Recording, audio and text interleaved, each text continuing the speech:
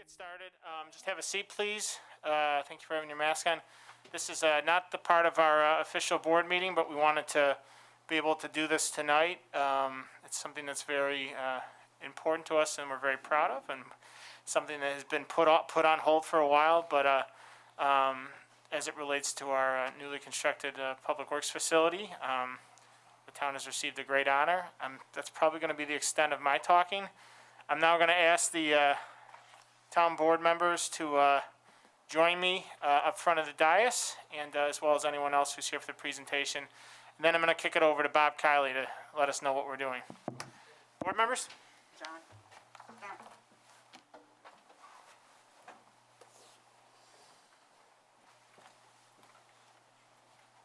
Hey, how are you, Andrew? Anyone from the team can come up too.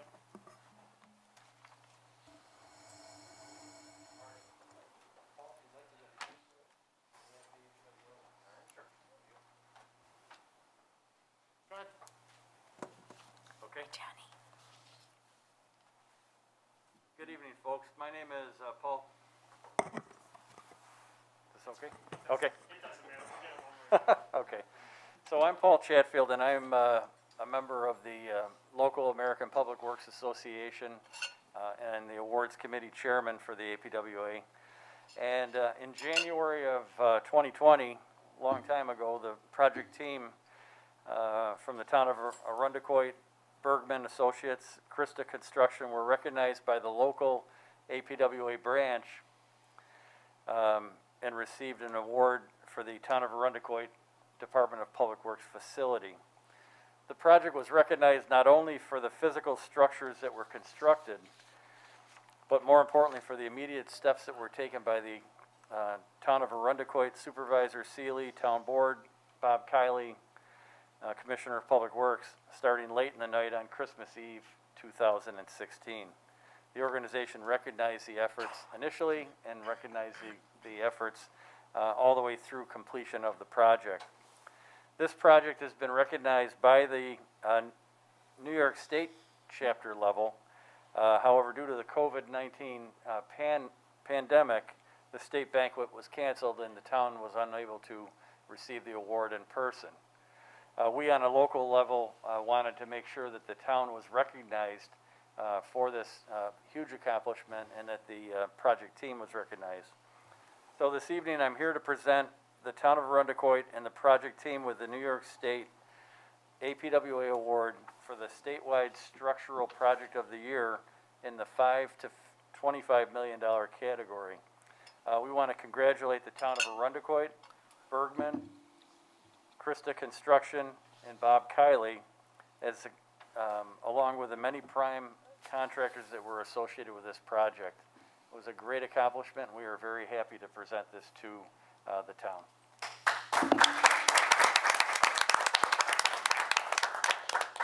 Thank you, Paul. We'll do one of these, just in the All right. COVID sense. This project was an amazing testament to really town government. In general, when a municipality goes through such a traumatic experience, Christmas Eve, Christmas Day, and to, in that moment, sit and hash out what to do in an emergency disaster response with regard to snow and ice conditions, what would we do, and I remember sitting with Supervisor Seeley, what would we do in 3 days? What would we do in 3 months? How would we pave roads in the summertime? But ultimately, that night we hashed out a plan to state that we would have a new facility within 3 years. And so Christmas Eve, Christmas Day, 2016, and we broke ground shortly thereafter within the next year, and a short construction time frame. And as Bergman certainly worked tirelessly on that with regard to the plans and designs and the changing designs to make sure that we were able to move in and have design plans, and Krista Construction certainly leading the way with Giagostino General Contractors, Kaplan Schmidt, Thurston Dudek, Neri Mechanical, a lot of other primes, Hybrid Building Solutions. to ensure that come October of 2019, we were able to move in to that facility, a state-of-the-art facility which, you know, will house the department for the next really 100 years or so. So a true testament to a collaboration of, you know, the municipal agencies and private partners, Bergman, Krista, and all the primes. And so on behalf of the town, Paul, on behalf of APWA, thank APWA for the consideration in this statewide award. Thank you, sir. Thank you.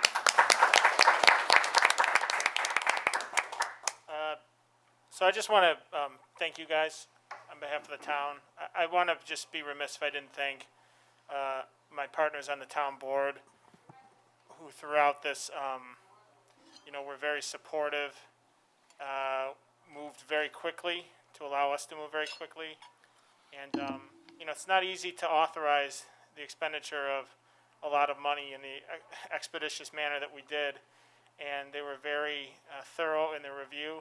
And at the end of the day, it was a great partnership. Bob Kiley did a terrific job throughout this. He came up with the rule of three, which we're very happy to have trademarked for public works disasters.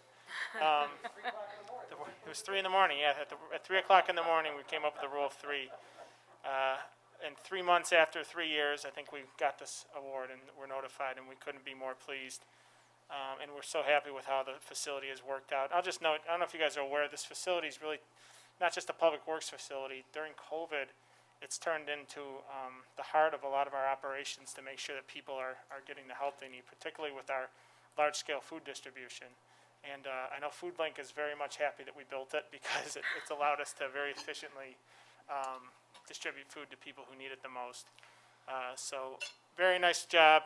Congratulations, Bob, to you and your team. Congratulations to our primes, Krista, Bergman. This is something we all did in partnership. And at the end of the day, the building is a good thing for Irondequoit. We took a negative and turned it into a very positive. And I assume this is the capstone on this now. Once the plaque goes up on the wall, we're still paying for the thing, but once the plaque goes up on the wall, it's set to closure. So thank you again, guys. We appreciate it, and Godspeed.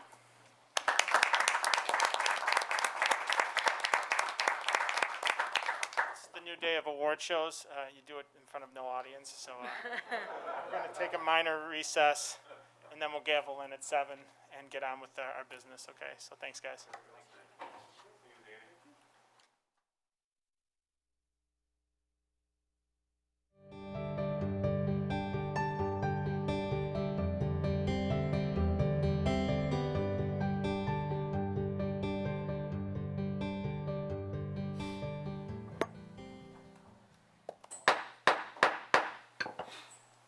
I now call to order the regular town board meeting for the town of Irondequoit, September 15th, 2020.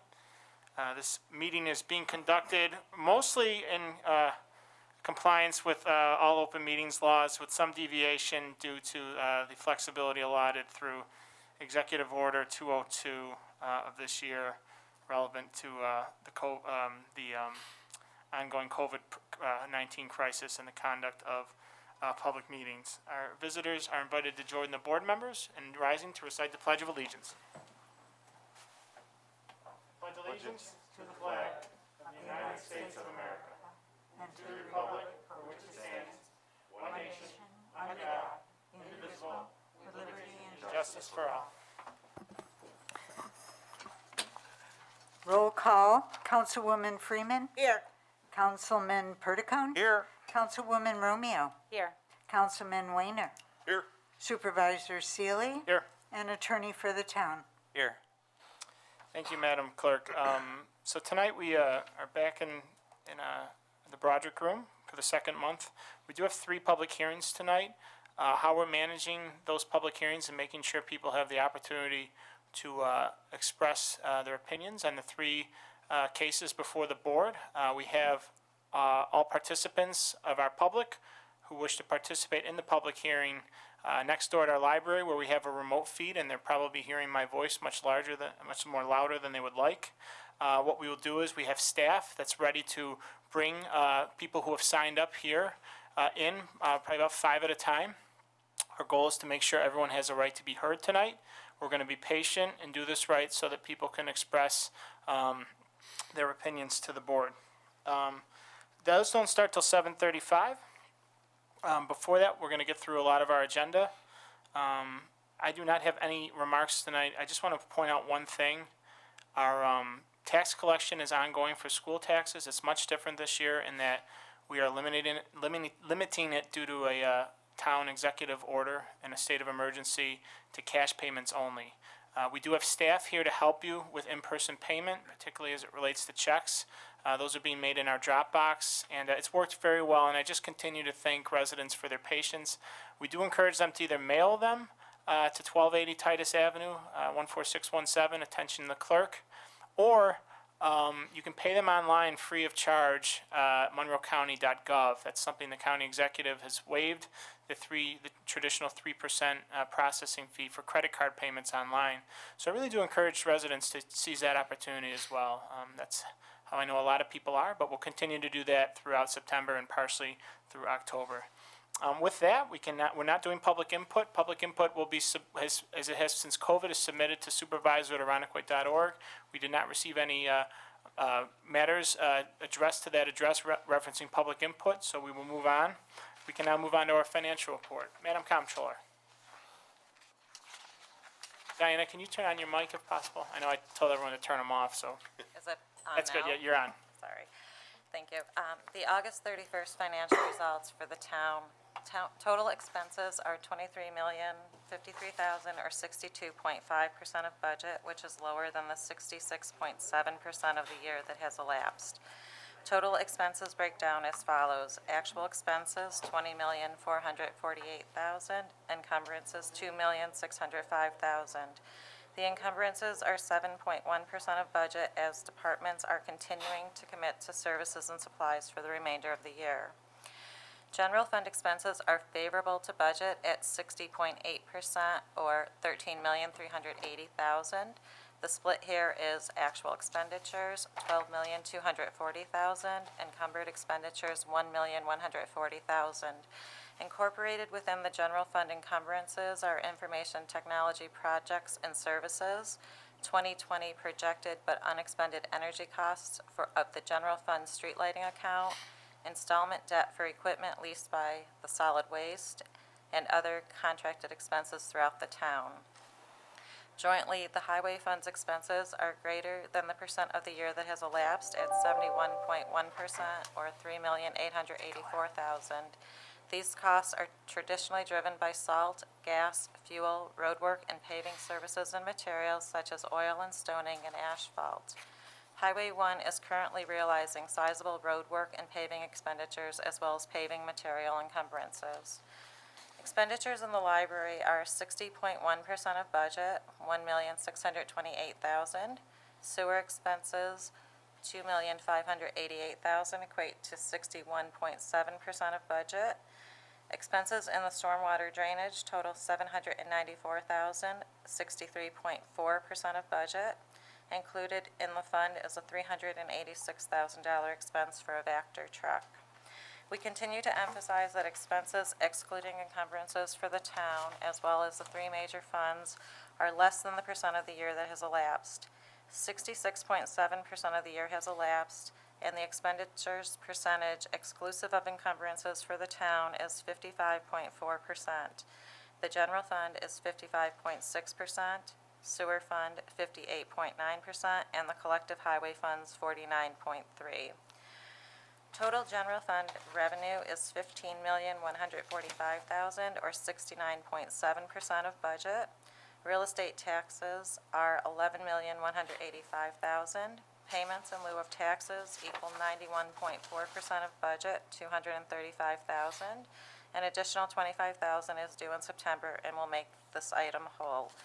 The first quarter of mortgage tax of $249,000 is in at 30.6% of budget.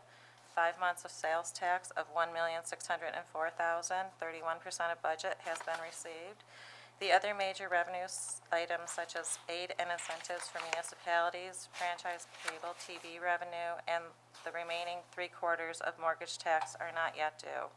All remaining general fund revenues are below budget at 64%, primarily due to COVID. Regarding the entire town, 27.9 million or 77.4% of revenue and appropriated fund balance have been received to date. At the end of August, the library has received $2,589,000 or 95.7% of its budgeted revenue. 82.4% or $4,479,000 is in for highway. Revenue received for the sewer is $4,144,000, 100% of budget, and the stormwater drainage has recorded $849,000, 101% of budget. This concludes my financial report for the month of August 2020. Thank you. Thanks, Madam Comptroller, and certainly we are spending at a slower pace than in previous years. We'll obviously look to our third quarter report to bounce it against previous years. That'll happen next month, but continue to thank our department heads for showing constraint. We had a budget adjustment plan that we've executed since about May, and I think we're tracking favorably, and hopefully at the end of the year, we'll balance in the black with regards to our budget. Any questions for the comptroller on the financial report? Hearing none, can I have a motion to accept? Moved. And a second? Second. All those in favor say aye. Aye. Opposed? Report is accepted. Madam Clerk? Approval of minutes, August 11th, 2020, the workshop meeting. Motion to approve. Thank you, Ms. Freeman, and a second? Second. Thank you, Ms. Romeo. Any questions, comments, revisions? Ayes to dot. Hearing none, all those in favor say aye. Aye. Opposed?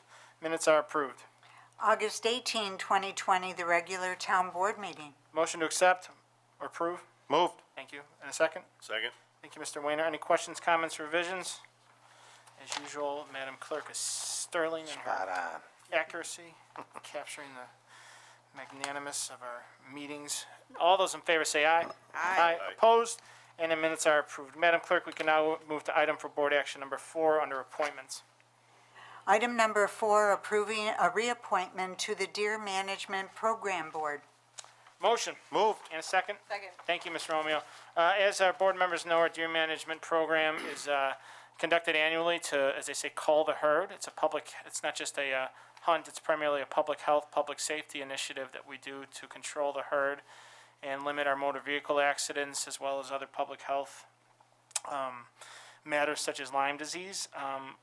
When we revised the law that governs this program 3 years ago, we set up a deer management program board to work with other program board members to hear appeals that are made by residents relevant to the operation of the program.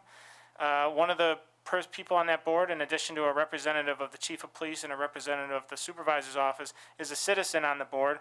This motion would reappoint Marcy Tiberio, who has served since the board's inception, as a citizen member of the board for a term that will begin October 15th, 2020, when her current term expires, and that term will expire October 15th, 2021. Any questions or comments? All those in favor say aye. Aye. Opposed? Resolution is adopted. Item number 5, authorizing a settlement agreement with Walgreen Company and Rite Aid Corporation. Motion. Moved. And a second. Second. Madam Assessor, I see you back there. Would you please explain this resolution? Sorry, thank you, Mr. Supervisor. This resolution settles 5 years of Article 7 proceedings brought by Rite Aid and Walgreens after they absorbed the Rite Aid and closed the store.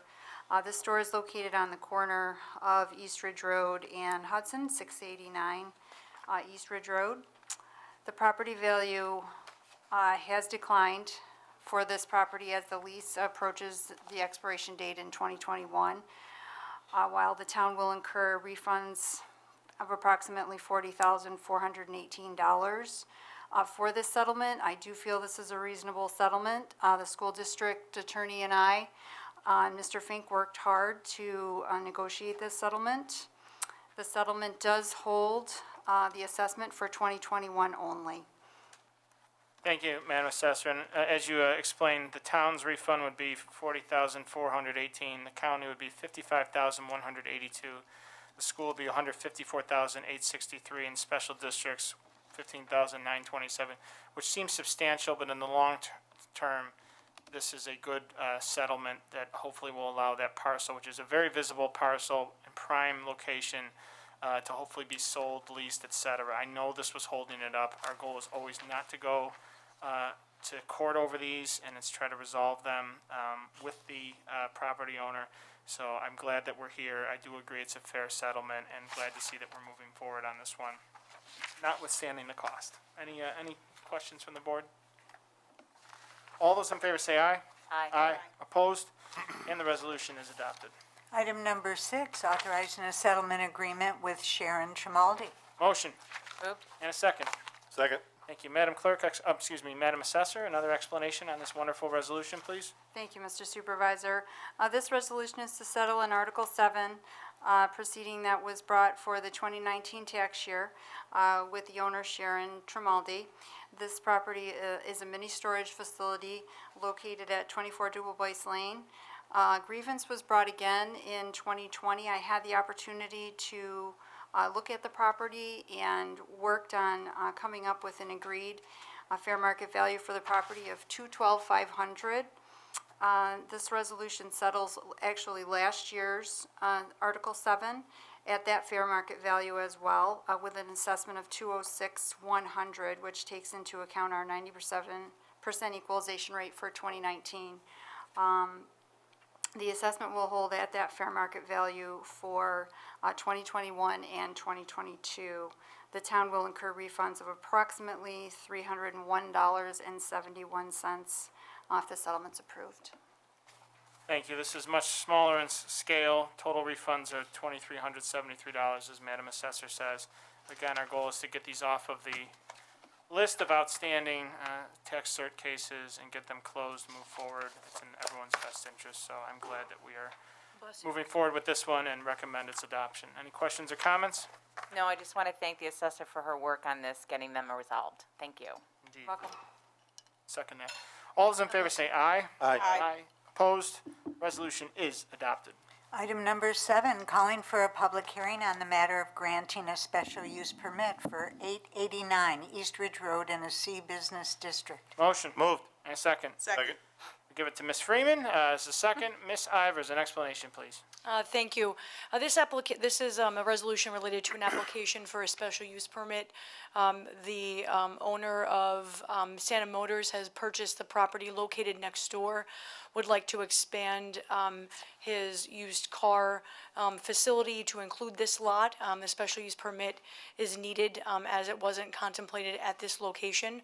And so this will set the public hearing for next month, refer it to the planning board for comment, to be provided back to this board, and also it'll be reviewed by the county as well, since it's located on a county road. Thanks, Gary. My understanding is the physical building would not be altered. Yeah, there's going to be very little physical change. The parking that exists on the site would be used for parking associated with the used car sales, and at this time, there's no anticipated use of the building. It might just be used for storage. Is there any planning or zoning board involvement here? We're going to review that to determine whether or not the planning board may want to review this one as well. We're starting here with the purposes of the special use permit. Okay, very good. Any questions or comments on the matter? And we have a long queue of public hearings for next month. This is the first of setting of public hearings, so Madam Clerk is busy scheduling all of those and noticing all of those, so we will get that done.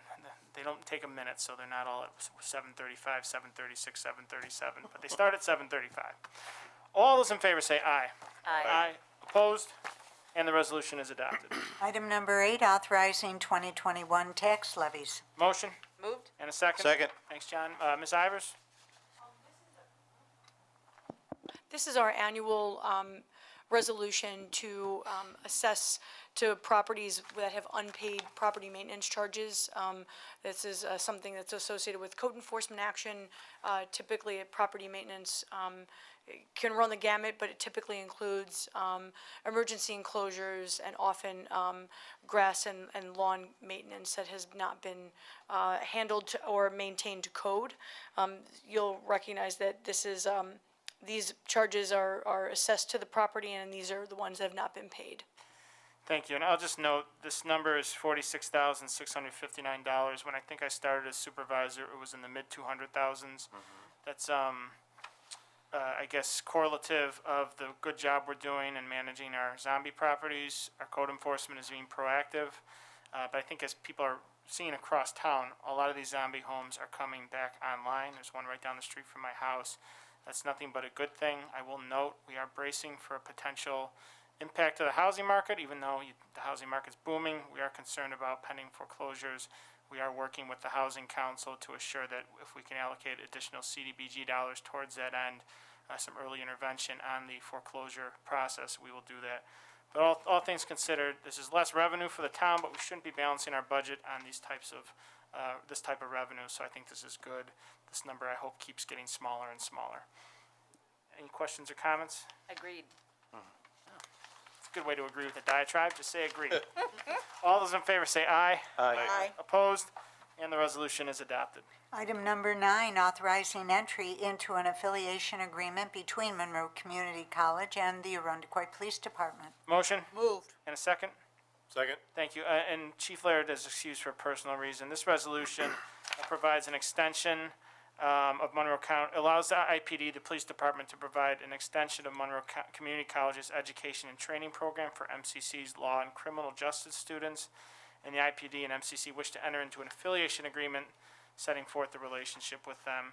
This would authorize that agreement. This is a nice program that allows people in law enforcement-related degrees to work with IPD and have a relationship, hopefully giving them a channel into those careers. So it's a nice thing that we have executed with MCC, and this would authorize that agreement. Any questions or comments? Just a comment. I have the privilege for the past 2 years to work with some of the interns over there, and I think it is a valuable opportunity for them to get a chance to see the police at work, and also they help out with community engagement. So I think it's great, and hats off to IPD for continuing this relationship. Thank you, Ms. Freeman. Anyone else on the resolution? Hearing none, all those in favor say aye. Aye. Opposed? Resolution is adopted. Madam Clerk, before you move on to the next resolution, board members have in their packets a proposed local law that would amend Section 3 of Chapter 93 of the Arundecoit Town Code relating to the deer management program. I'd like to make a motion to introduce the local law. Do I have a second? Second. Thank you. All those in favor say aye. Aye. Opposed? And the proposed local law is introduced. Madam Clerk, with the resolution. Item number 10, calling for a public hearing concerning the adoption of a local law amending Section 3 of Chapter 93 of the Code of the Town of Arundecoit. Motion? Moved. And a second? Second. Thank you. Approximately 28 seconds ago, a draft local law was introduced. As we move through this program, it's a relatively new law, and we do make updates largely technical to it as we continue to administer the program. This in particular would not specify the location of where the deer are dressed, but allow it to be a location determined by the IPD and published accordingly. We're moving from location to a different location this year. That could change. We'd like to stay at the DPW, but we don't want to just box ourselves in, so we give ourselves that dexterity. The other amendment to this provision of the town code, it would allow IPD to establish a code of conduct for hunters participating in the program, which may reference but not be limited to behavior while hunting and best practices for interacting and communicating with residents in connection with the program. The impetus of that is just to make sure that our hunters who do a fantastic job are also good ambassadors for the program. I just want to make sure that's codified in some form into law that affirms our commitment to that and allows the IPD to establish a code of conduct by which the hunters must abide. This will set a public hearing for next month. Any questions or comments on the resolution? All those in favor say aye. Aye. Opposed? The resolution is adopted. Item number 11, calling for a public hearing for the purpose of extending the Consolidated Sewer District to include homes along Bay Shore Boulevard. Motion. Moved. Second. Second. Thank you, Ms. Freeman. Deputy Commissioner McGee, explanation, please. Thank you, Mr. Supervisor. This resolution calls for the public hearing to extend sanitary sewer services to the 30 homes on Bay Shore Boulevard that currently rely on septic systems for the treatment of wastewater. On July 14th, the board authorized a map plan and report to be filed with the town clerk pursuant to Town Law 209C. The project is funded through the Lake Ontario Resiliency and Economic Development Initiative, which funds the project at 95 cents on the dollar. During high water events, residential septic systems become inundated and subsequently untreated wastewater enters Arundecoyt Bay. This project intends to connect these homes to sanitary sewer and abandon the septic systems. This public hearing is scheduled for next month's town board meeting on October 20th at 7:35. Thank you, Ms. McGee, and I'll just note, you know, as we go through our multiple ready projects, this one in particular, it's a public health concern, making sure that the rising floodwaters doesn't impair the bay by allowing sanitary discharge to go off into the bay. Those homes are on septic, and as a result, the state has agreed it's in the best interest of the bay and the homeowners and the town to install a sanitary sewer line along Bayshore Boulevard. And as Ms. McGee noted, this is a relatively expensive project that we're very grateful of, which 95% is being funded by the READY initiative. So to Governor Cuomo and his team, we remain eternally grateful. And I will also note the 22,000 property owners in town will not bear the cost, the town share, which is about $93,000. That will be borne by the 30-some property owners who will comprise the addition to that district. However, I think anyone it's a good deal for the homeowners. These things are generally not cheap. They result in a lot of long-term financing. And I think this opportunity is something that is very beneficial for the homeowners along Bayshore. Any questions or comments? All those in favor say aye. Aye. Opposed? Resolution is adopted. Item number 12, calling for a public hearing to amend a franchise agreement with Verizon Wireless to operate within town rights-of-way. Motion. Moved. And a second? Second. Thank you. Commissioner Kylie, an explanation, please. Thank you, Mr. Supervisor. This resolution calls a public hearing to be held at next month's town board meeting. The purpose of this public hearing would be to amend the franchise agreement that the town has with Verizon Wireless to operate small cells within town rights-of-way. This public hearing, again, revolves around the number of small cells to be placed within the right-of-way, to which Verizon Wireless seeks to increase from 150 to a number to be undefined.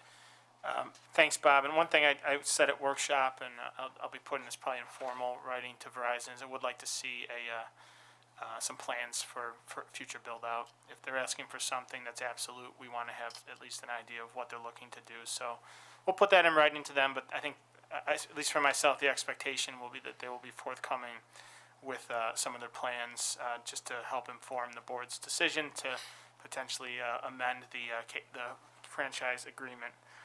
Which I will also note that Andrew's predecessor, Laura Smith, did a great job drafting and is now being copied by other towns. So this franchise agreement is a good model, trust me, but if we're going to expand it, I think it's in the town's interest to get a sense of where they're going with this. Any questions or comments?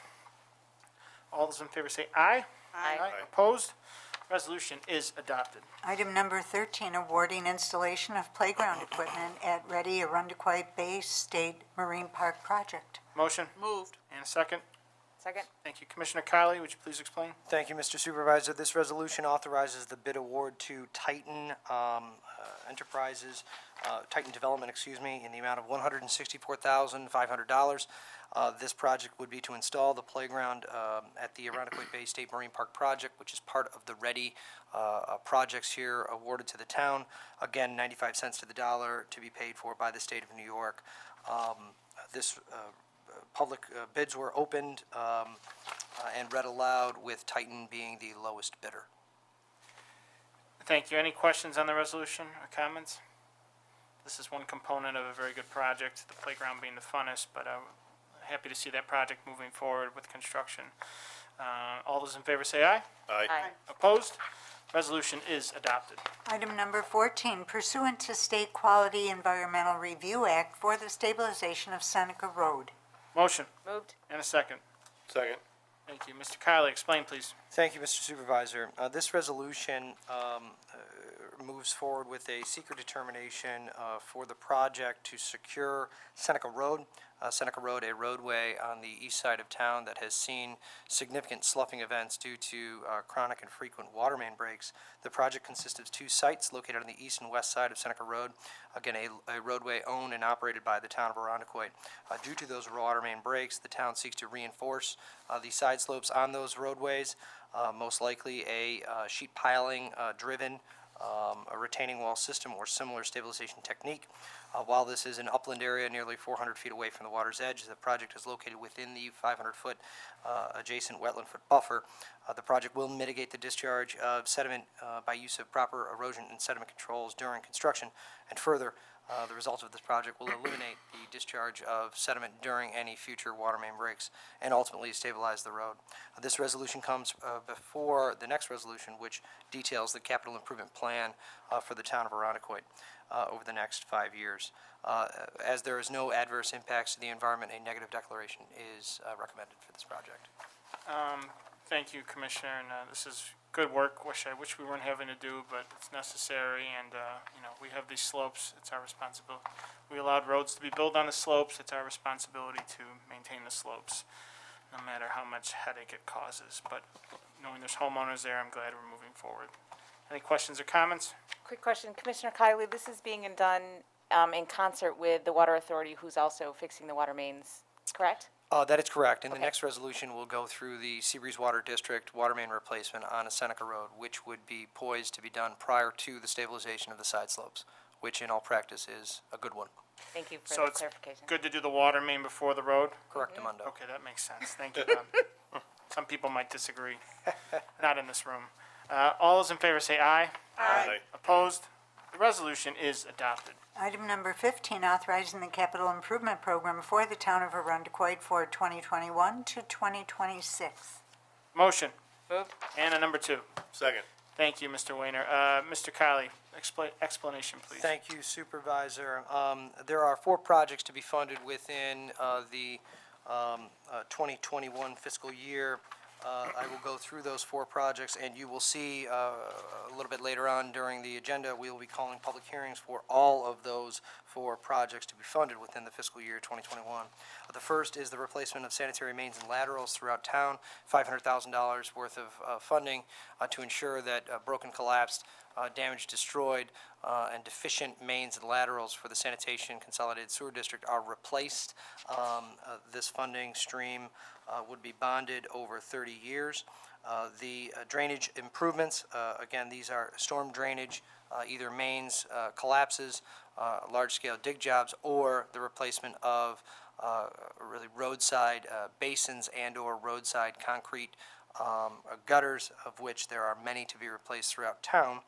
$350,000 for pump station upgrades. This would be funding to upgrade and rebuild the Foxhall Pump Station, a pump station that has been in need of significant repair and maintenance for several years. And the aforementioned Seabreeze Water District, $500,000 for the replacement of the water main on Seneca Road on the east side of town. Specifically for the Seabreeze Water District, the town is the bonding agent on behalf of the district, but the funds bonded, the indebtedness with regard to the bonds are paid back by the rate holders within that district. Thus, if you are within the Monroe County water system, this is not pertinent to you, just the 5,500 or so homes within the Seabreeze Water District. Further out in the plan, there are several other projects that are on cycle every few years. We did note that in 2022, we do have the Seneca Road Stabilization Project, which is just previously mentioned and declared not adverse to the environment. Very good. Any questions or comments? Just one question. Hey, Bob, when you say water main replacement on Seneca Road, right? I mean, the whole length of, you got an idea how many feet, or is it the whole road, or? Upon my last briefing, Okay. this was roughly 2,000 to 2,200 lineal feet. Okay. It may be as much as 2,500, but for clarity purposes, this would be the entire water main on that road, All the way, okay. all the way down to the termination, yes. And once again, the people responsible for paying the debt service on that Seneca Road water main will be the ratepayers of Seabreeze Water District, which comprises about 30% of town. So the other 70% of home property owners who are serviced by Monroe County Water Authority will not be on the hook for the prepaying the debt service. And one more clarification for this board and for the public edification. This is not a project that will be managed and overseen by the Department of Public Works or the town of Arundecoit. This would be managed by the Seabreeze Water District. The town is just the bonding agent on behalf of the district. So this project in general will be the Seabreeze Water District project. Okay, thank you. Any further questions? All those in favor say aye. Aye. Opposed, and the resolution is adopted. Item number 16, authorizing the supervisor to approve a change order to Rambo for the Arundecoit Bay State Marine Park project. Motion. Moved. And a second? Second. Thank you, Ms. Romeo. Bob, explanation, please? During the Ready project at the Arundecoit Bay State Marine Park, Ramble, who is the design engineer, incurred several costs that were outside of their scope, specifically the extensive permitting that was required for New York State DEC, one. Two, the second package for the playground unit being installed, among some geotechnical borings that were also incurred during this project. As such, this is a change order to Rambold for those services that were given to the town outside of the negotiated contract. Thank you. Any questions or comments? Hearing none, all those in favor say aye. Aye. Opposed, and the resolution is adopted. Item number 17, regarding sanitary sewer easement at 1880 Hudson Avenue. Motion Moved. and a second. Second. Thank you. Mr. Kiley, explanation, please? This resolution authorizes an easement at 1880 Hudson Avenue. This was a residential subdivision, and as such, as there will be separate connections into the sanitary sewer system, multiple different connections, the town must take dedication and ownership over the sanitary sewer system to be constructed. As such, we need an easement to perform long-term operation and maintenance on said sanitary sewer main. Thus, this resolution authorizes the town to execute easement documents for the sanitary sewer system at 1880 Hudson Avenue. Thank you. And again, this was a subdivision approved by the planning board several months ago. And this easement, which might be the first of multiple easements to come, Correct. just helps facilitate that development that the subdivision paved the way for. Any questions or comments? All those in favor say aye. Aye. Opposed, and the resolution is adopted. Item number 18, authorizing an interfund loan. Motion Moved. and a second. Second. Thank you. Mr. Kiley, explain if you will. Thank you, Mr. Supervisor. The town is very feverishly working to get a grant disbursement agreement with the Dormitory Authority of New York for the Ready project, specifically the Ready project at the Arundecoit Bay State Marine Park project. Prior to authorizing that GDA, which is still in the works, we have incurred fees that will be reimbursed by the state, and as such, we seek to loan $250,000 from the general fund to Capital Fund 399 until such time as the GDA is executed and we can remit for reimbursement through the state of New York. Thanks, and I'll note the way the Ready Commission set up, those GDAs are administered much quicker than generally. They were made sure of that, just given that the local governments were floating the 95% as such, just to make sure we weren't waiting our typical 3 years to be repaid by the state. This is being done, I think, within a matter of months or We would hope so. several months, hopefully. Let's hope so. Okay. All those in favor say aye. Aye. Aye. Opposed? Resolution is adopted. We will do the balance of our DPW agenda after our public hearings. Sure, Mr. Kiley will entrust me if he wishes to leave. I can probably handle those. Nevertheless, it is now 7:35. We have 3 public hearings. I'll just give some ground rules here, and particularly with the order. The first public hearing relates to a special use permit for 1115 East Ridge Road, also known as the Chick-fil-A development. Then we have 2 subsequent public hearings related to the redevelopment of the Wambach facility, the former Wambach parcel.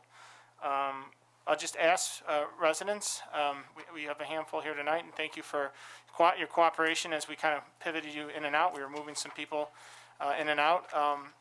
I will call you in the order that you've signed up. If we do have subsequent residents show up wishing to address the public hearings, as long as they haven't been closed, they can do so, and we have our staff here to facilitate that. I just ask that you be respectful in your comments. As always, comments should be to the board and not to the applicant. That's the courtesy we extend to one another. You are providing testimony on a public hearing to the board, and as such, your comments should be directed towards us. With that, Madam Clerk, I will let you have you call up our first public hearing of the evening. Public hearing number 1 on the matter of granting a special use permit for 1115 East Ridge Road in an M manufacturing district. Motion to open. Moved. And a second? Second. All those in favor say aye. Aye. Aye. Opposed? And this public hearing is now open. I'm going to ask the applicants to come up and set up if you want. And while they're doing that, I'm going to ask Ms. Ivers just to give an overview of what the proposed special use permit it is, and what necessitates a public hearing in this regard, and what the board would be authorizing pursuant to town code. Thank you. So this is a proposed restaurant facility located in an M manufacturing district. In that district, any restaurant of any type or size requires a special use permit to be issued by the town board. And any special use permit that's considered at the town board is subject to a public hearing, which is why we're here tonight.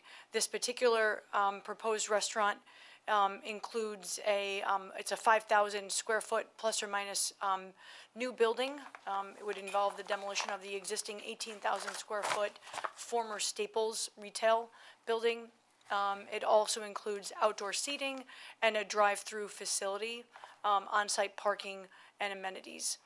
This board is only considering the granting of the special use permit. It's a permitted use in the district. It just requires this one extra review prior to the issuance of a building permit. And in this case, the project's also subject, because there's a demolition and construction of a new building, it's subject to site plan review, which is currently underway. And the project already received a variance or variances related to the drive-through canopy and a proposed freestanding sign that was issued by the zoning board last night. Thank you, Ms. Ivers, for that explanation. Before we have the applicant introduce the project, when we hear comments from the public, I just want to remind members of the board and the public in attendance, and as well as those viewing at home, that the board is considering issuance of a special use permit pursuant to town code and New York State town law. The board, in doing this, is considering the proposed development as it relates to local growth, public facilities, infrastructure, as well as surrounding land uses and natural features.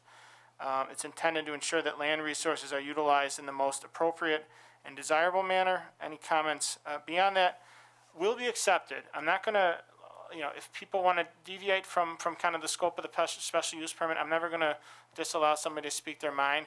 I just am trying to give some context as to what the board, types of comments the board is considering as we review this application. We are not going to disallow anyone the opportunity to speak their mind in any form, and we will accept all comments. I just want to let the board know what comments help us inform this decision.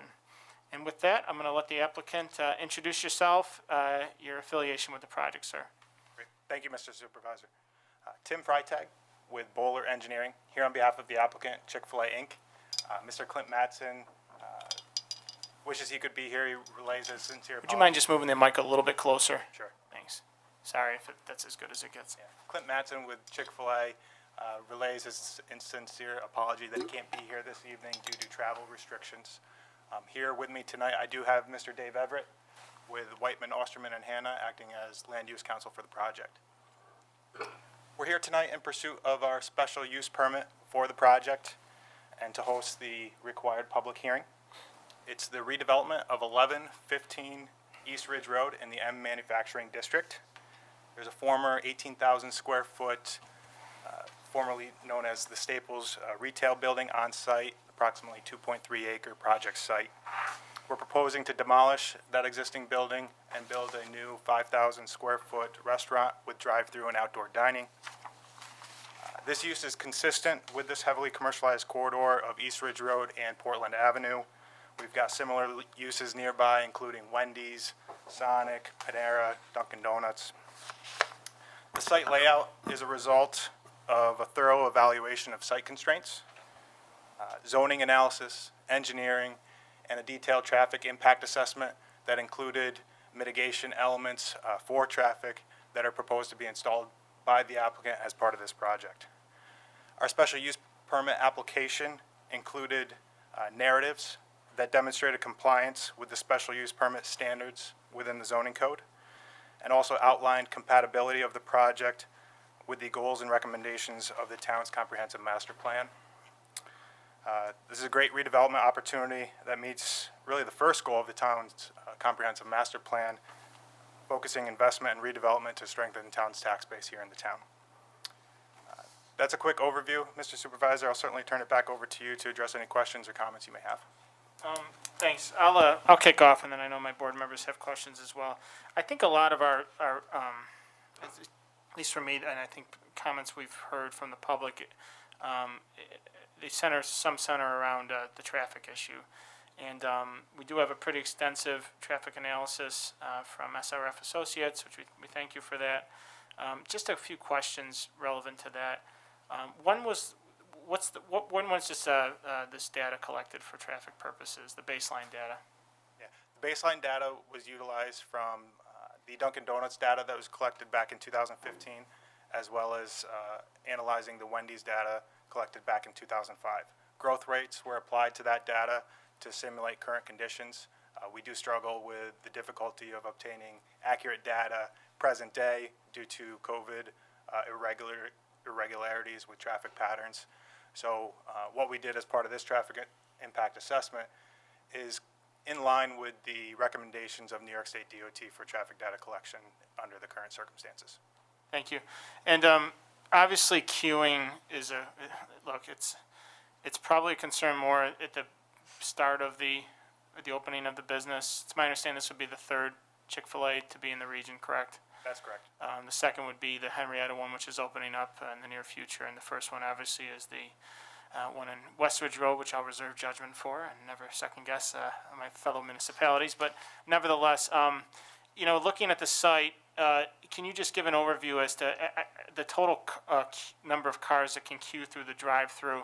And then if you can, any sense of beyond that drive-through queue, how many realistically you could stack in the parking lot, as well as even, I don't know if you have this, I know there's a left turn lane off that service road that goes into the Staples and would feed this as well that already exists.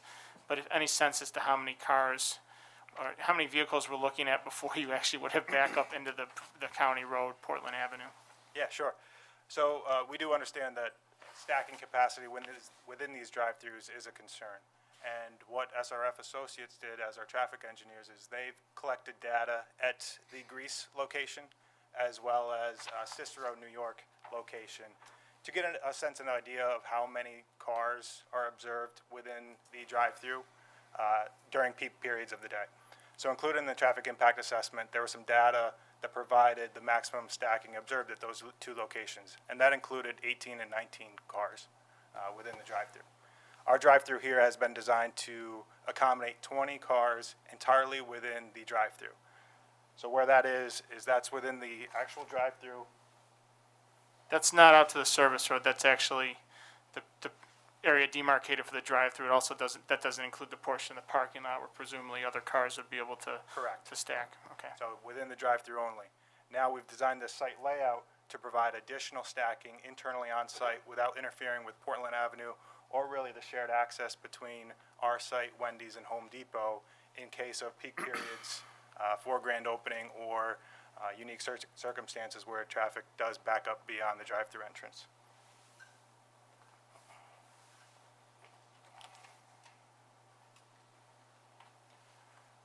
Based on some earlier questions we received both from the town board and the planning board, we pulled together this exhibit, and this assesses the additional stacking capacity out within the parking lot and some shared access drives between our site and Home Depot to get a sense and idea of how much capacity we have overflow on our site before interfering with traffic patterns out in Portland and Wendy's and Home Depot.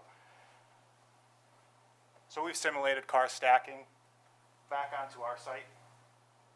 And this is an access between Home Depot and our site. This drive is utilized as a delivery service drive only for Home Depot. There's not cars trying to get to Home Depot or Wendy's going on this service road. So out to this service road, we've got 39 car stack capacity.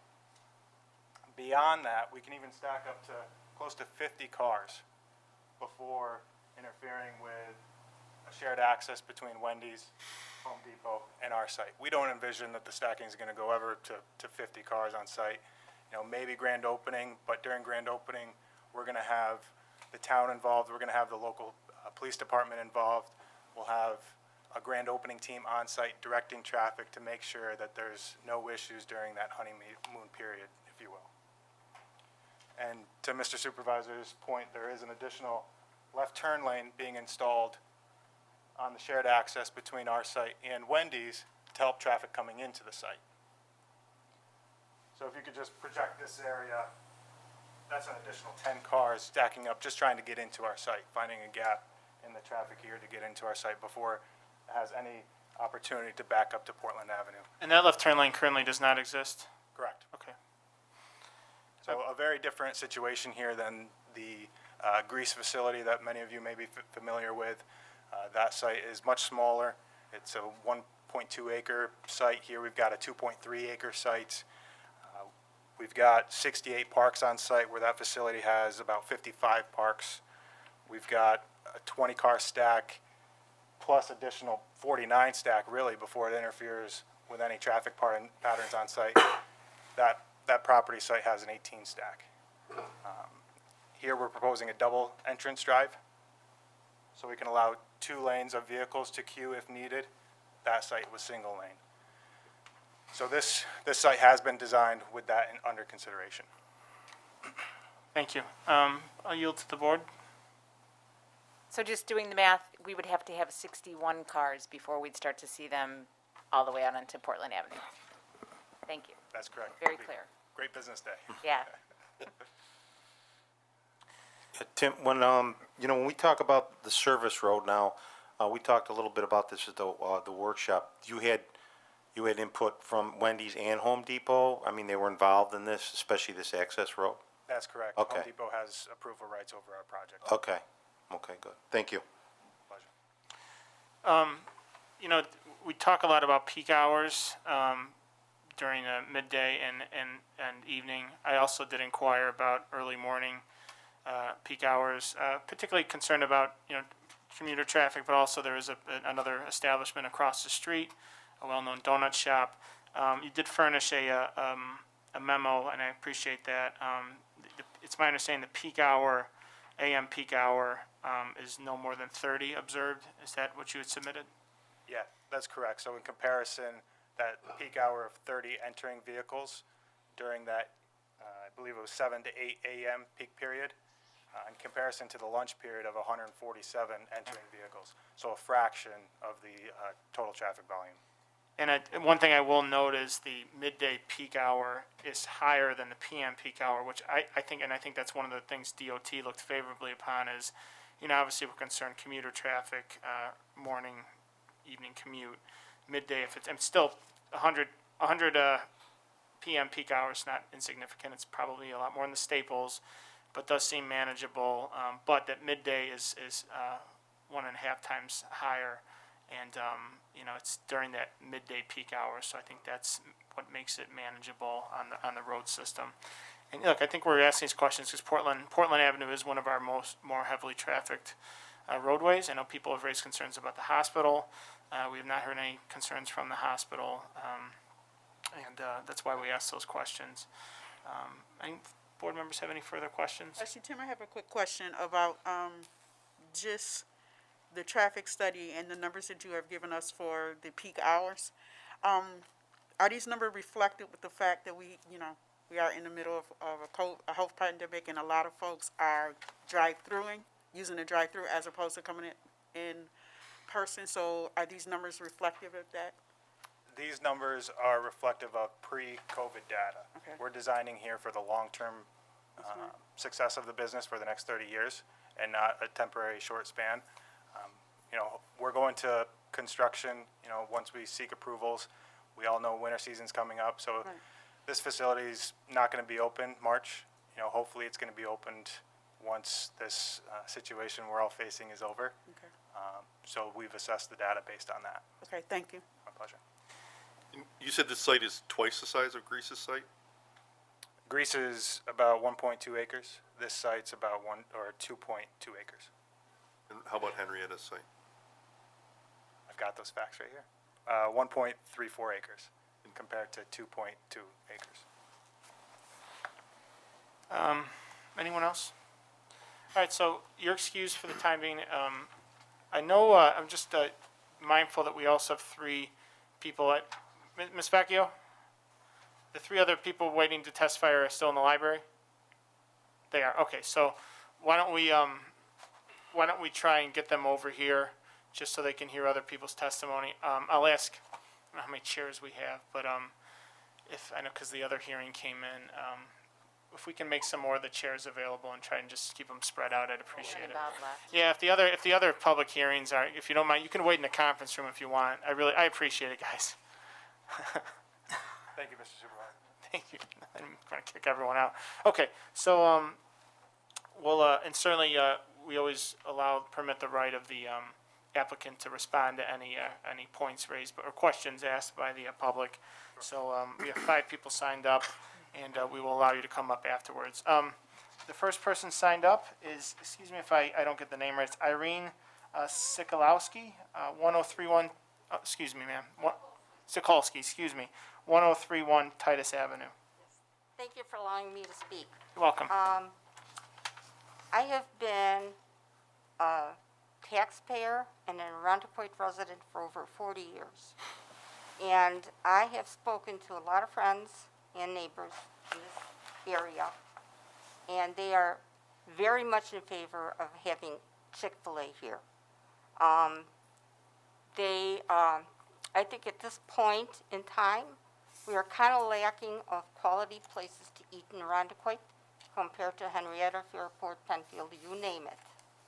Keenan's is closed down, and I know a lot of people love Chick-fil-A, and they really want one in this town. And so we are speaking in favor of having them here. Everybody I spoke with doesn't see any affiliation between the quality of their food and any kind of politics that you may have concerns about. So I would like to see it here in this town.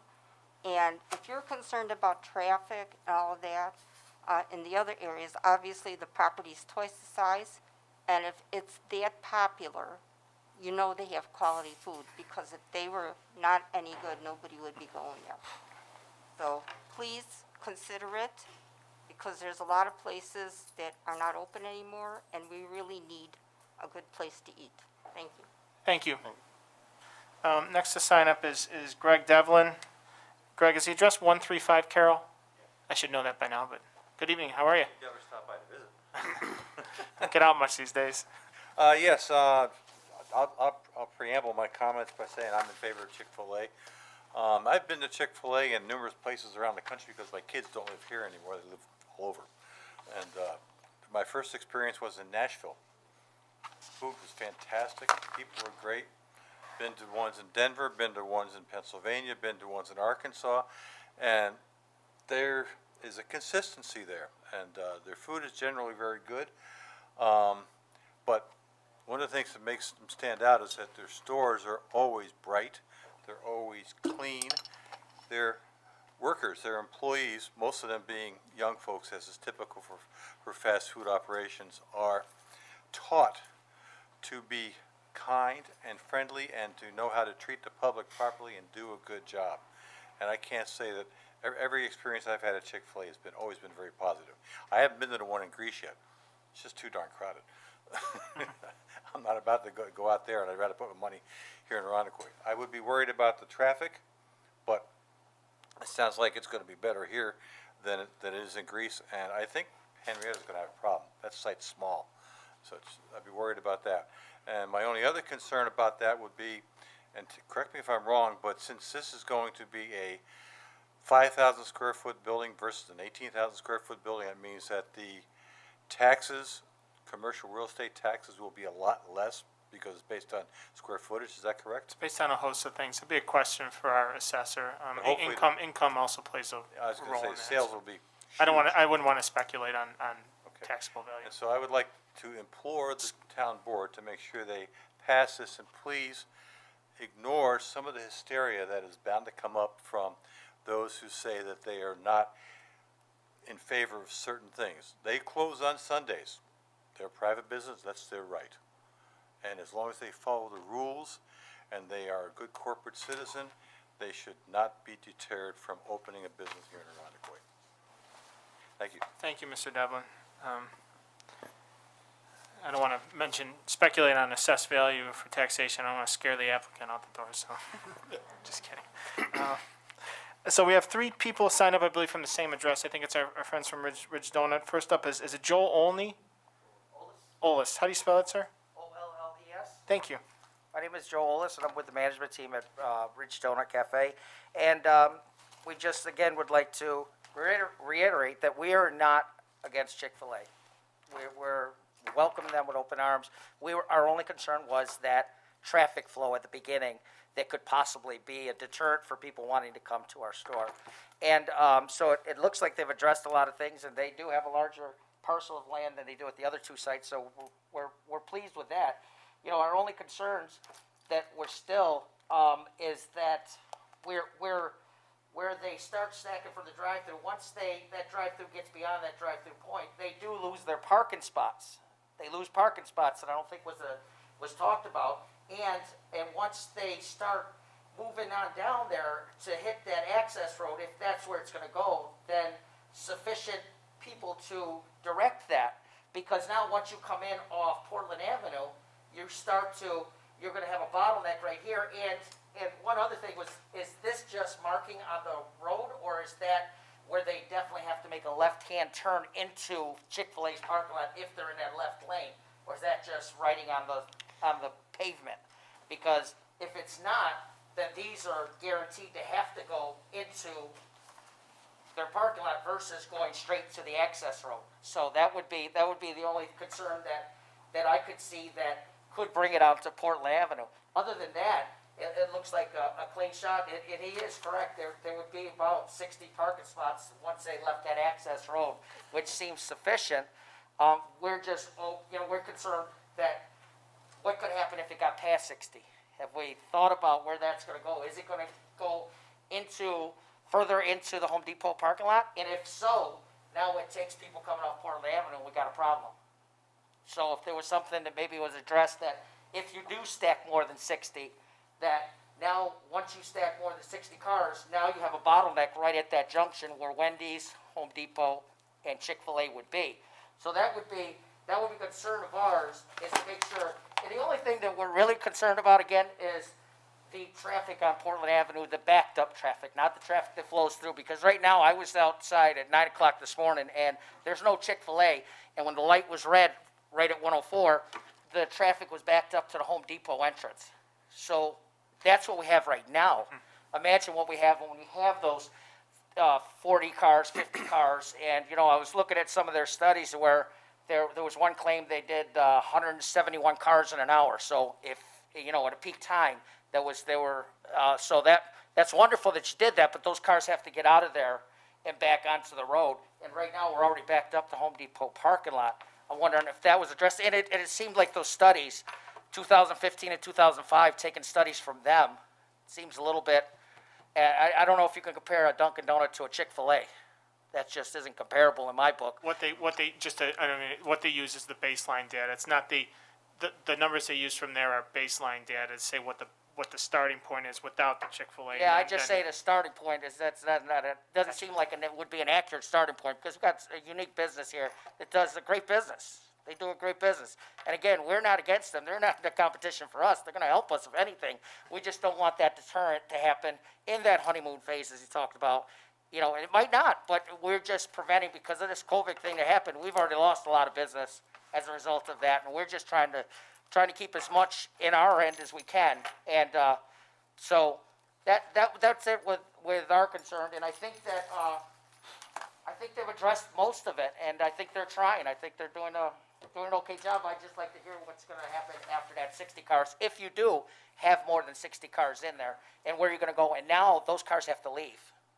And if they're all leaving at Portland Avenue entrance, we're gonna have a problem there, just from the exit and entrance, just for that alone, not their ability to stack them, but the ability to get out of there too. Understood. And what I'll do is, once our public is done, if anyone else wants to come up and talk, I'll let the applicant maybe Sure. answer those.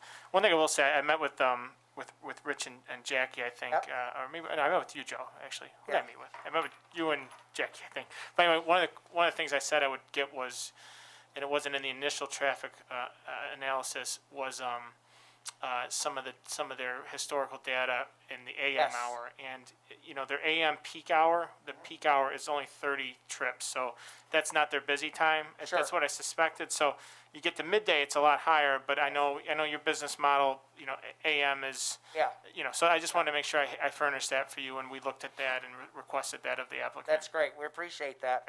And again, we're all for it. We're not against Chick-fil-A coming here. We're just against the people not Understood. wanting to enter, not wanting to solicit our establishment. Thank you very much. Mr. Rich Marcello, Jackie Marcello, did you have anything to add? You speaks on the behalf. Okay, with that, ma'am, we're only want one bite at the apple, okay? Okay. You can come up and talk. I've been to many Chick-fil-A's as well, and I've been to the one in Reese. And all I want to say is, if you're worried about traffic flow, they are extremely efficient. They have their people outside taking orders from the cars, you know, so that it moves through very quickly, most of the time. You know, so I just wanted to say that even though it looks awful, the wait is not very long, and you can get through very quickly. Thank you. I'm gonna invite Tim up to either affirm that or provide any other just responses to some of the points that were raised. Thank you, Mr. Supervisor.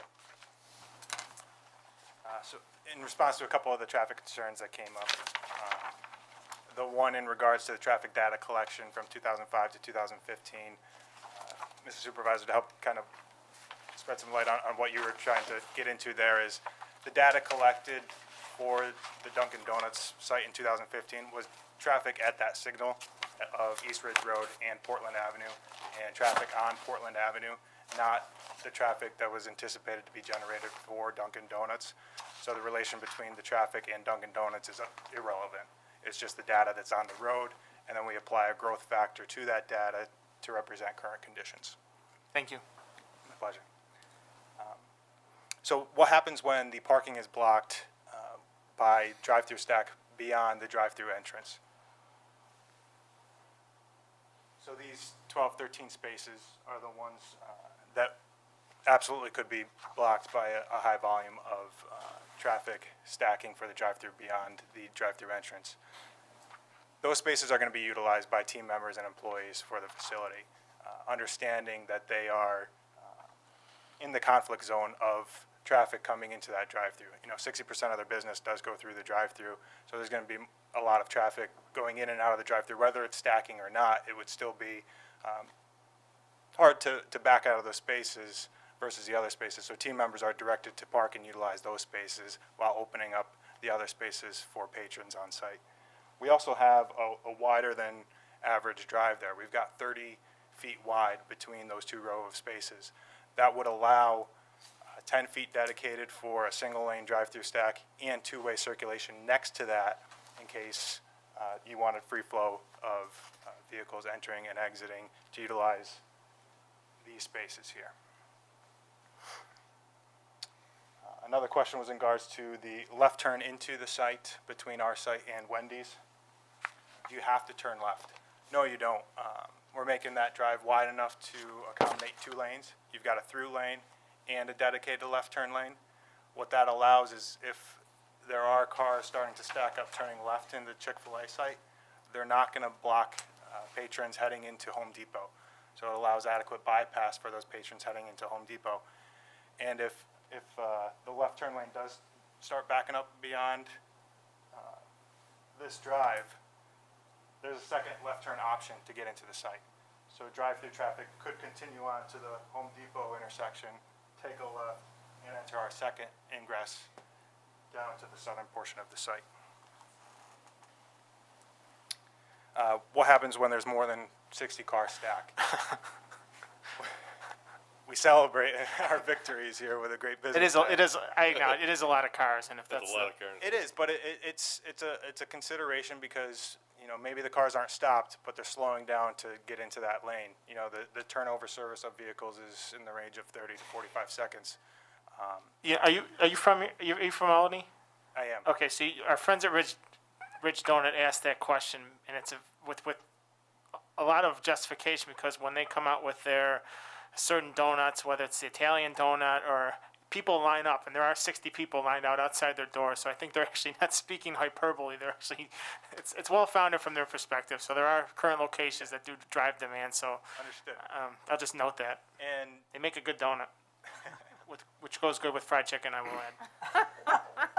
Need to make a waffle donut. I'm not allowed to encourage cross promotion. that But is you one. should, you should one cross point I promote. want to make, but that observed traffic for beyond what we anticipate the 20 car within our stack is going to be that honeymoon period of grand opening.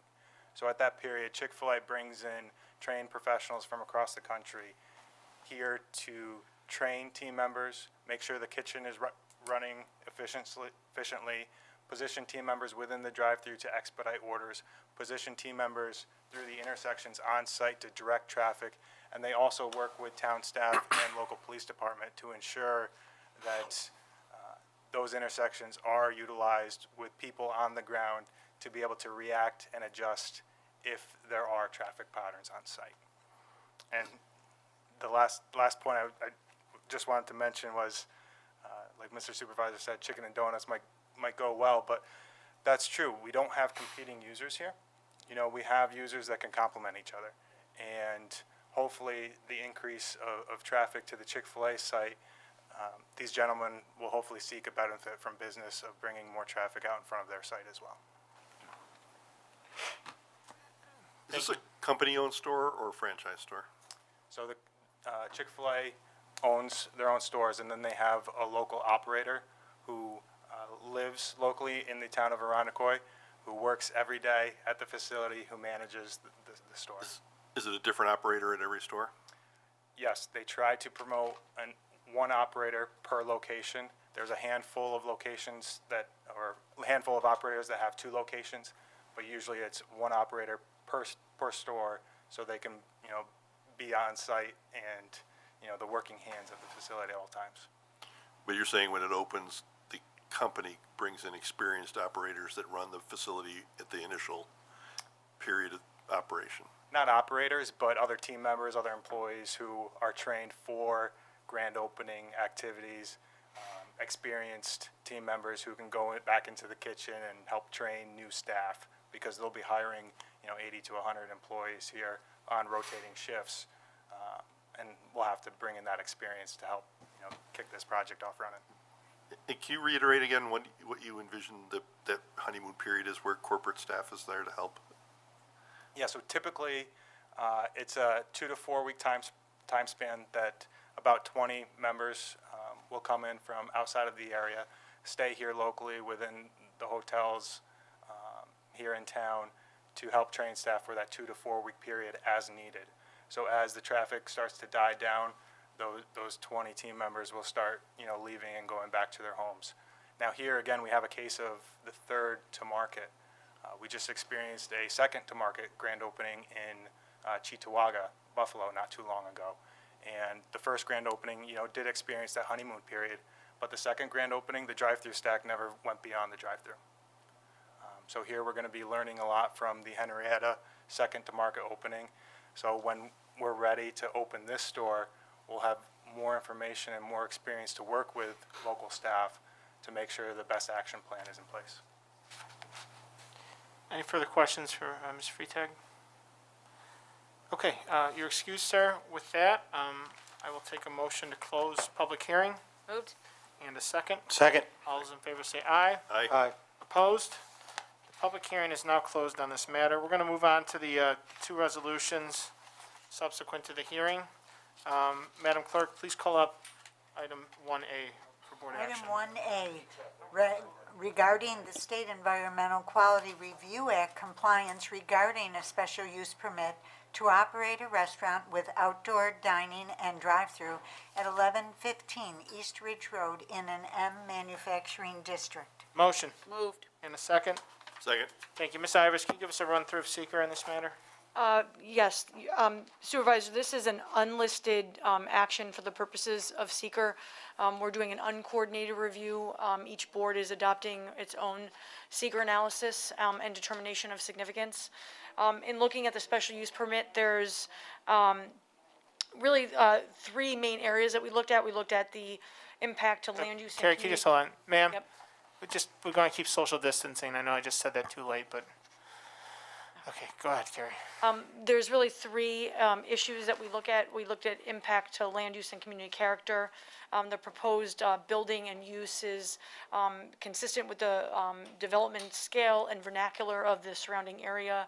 It's going to replace a sort of a vacant and dilapidated retail structure with a brand-new brick facade building and site amenities.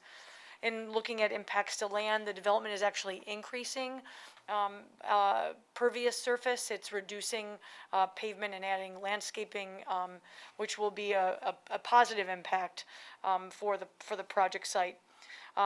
We looked at the potential impacts to traffic because that is something that's associated with the use. In the analysis that's contained in the Part 3 of our EAF, the short environmental assessment form, we noted several of the conclusions that were identified as part of the traffic impact analysis that was submitted with the application. And in summary, the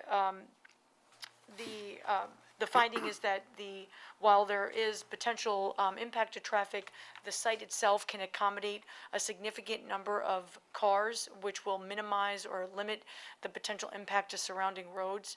Monroe County DOT has, in their review, indicated that they are not concerned, based on the site's design, with potential impact or traffic impact on Portland. The site there's mitigation that's been adopted or being proposed as part of the development plan that will help to improve ingress and egress. The site is also well served by sidewalk system and public transportation, so it can be accommodated with multimodal access as well. Based on the analysis of the potential impacts, we're recommending a negative declaration for the purposes of seeker. Thanks, Ms. Ivers. Any questions or comments? Hearing none, all those in favor say aye. Aye. Aye. Opposed? Resolution is adopted. Madam Clerk, 1B, please. 1B, approving a special use permit for 1115 East Ridge Road in an M manufacturing district. Motion Moved. and a second. Second. Thank you. As our town code allows, in a manufacturing district, a proposed development of this type requires a special use permit. I will note this is a permitted use. This isn't really granting any exception to town code. It's just something that the board has to give one more level of review to.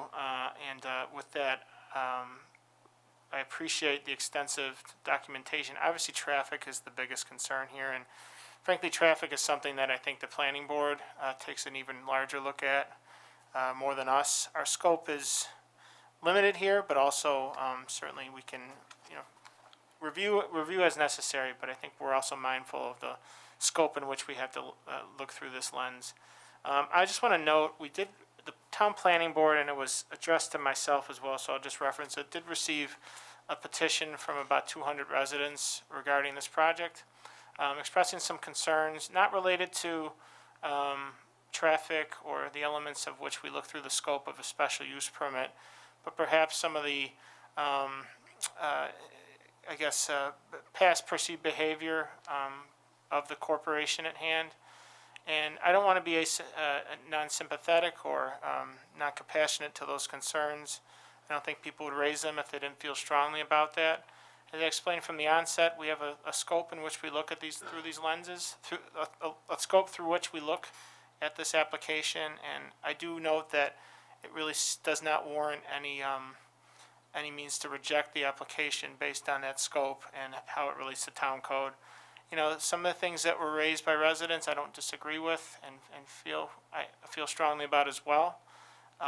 But again, our job here is to look at the town code, our responsibilities under town code and New York State town law, and we have to, I guess, reserve our personal or perhaps political beliefs when looking at that application. And I'm not casting aspersion on the applicant, but I just want to let the people who did write to us know that they did not fall on deaf ears. Certainly, we respect their right to have that opinion and about any decision we make. I just hope we've helped cultivate an understanding of the lens through which we look at make these decisions. With that, any further questions or comments? Hearing none, all those in favor say aye. Aye. Opposed? The resolution is adopted. Thank you to the applicants for your. Madam Clerk, we can now call up public hearing number 2. Public hearing number 2 on the matter of rezoning a portion of 2590 Culver Road from R1 residential to R5 residential. Motion to open public hearing. Moved. And a second. Second. All those in favor say aye. Aye. Opposed? This public hearing is now open.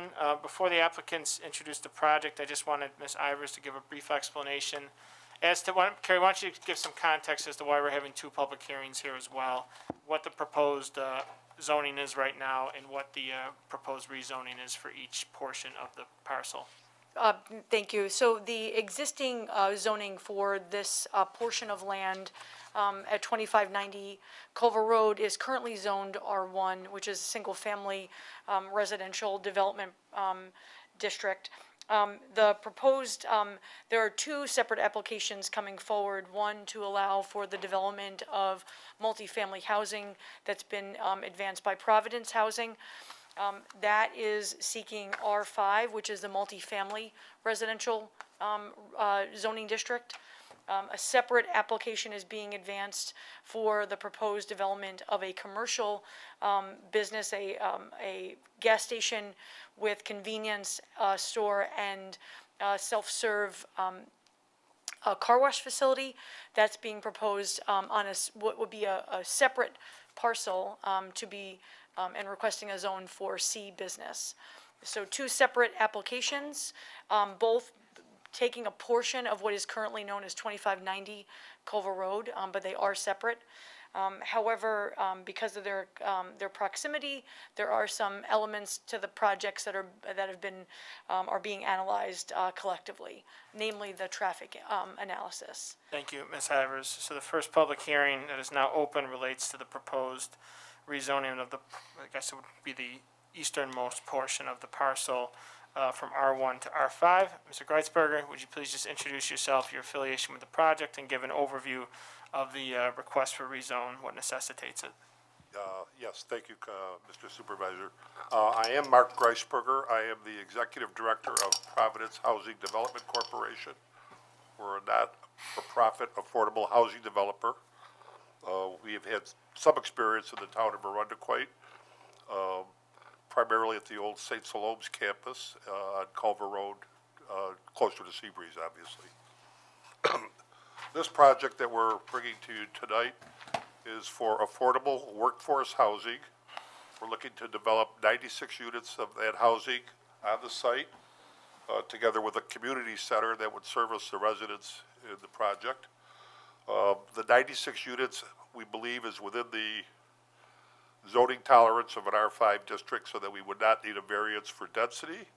We've also tried to design the property that all the buildings are 2-story, and from a visibility thing will look like a 2-story home. Obviously, that decision means you have less green space and other things, but I think that some of the feedback we got was indicated that would be the preferred design. So what do I mean by workforce housing? Workforce housing is designed for people who make somewhere between around 50% to 80% of area median income. In Monroe County, area median income for a single person is in the low $50,000 range. That's a HUD guideline published for 2020. So for a single person, it's a mid-20s salary. For a family, a parent and child, it's closer to 30,000, and for a couple with a child, it gets even higher than that. What we find, and trying to talk to some of the local healthcare providers, we find, for example, a nursing assistant, newly hired, entry-level salaries, $12.50 an hour, translates to about $26,000 annually. A food service worker in these institutions, $11.80 an hour, translates into about $24,500. These are the people we're looking to attract. They're not starving, they have jobs. Affordable housing means that you hopefully are not spending roughly more than 30% of your income on housing. That's not an easy thing to do in Rochester when you're making these kinds of incomes. Rochester, Monroe County, Arundecoit. So we're looking to develop homes, housing for people who are spending too much of their income on housing, hopefully letting them use that income that they're saving by not spending it on housing for other things, healthcare, education, other things that will improve the quality of their life. We think the project is needed. We think this is a great location for it. We have worked collaboratively with the next applicant to try to design a project with the least impact on traffic. I know the traffic study's been provided to the town. The state has looked at it and agreed with it. We're still waiting to hear from the county.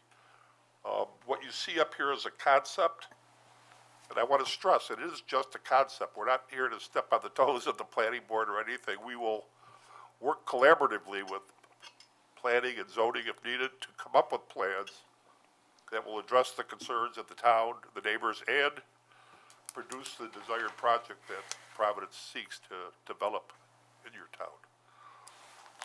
I have with me tonight Mr. Andrew Hart from Bergman Engineering.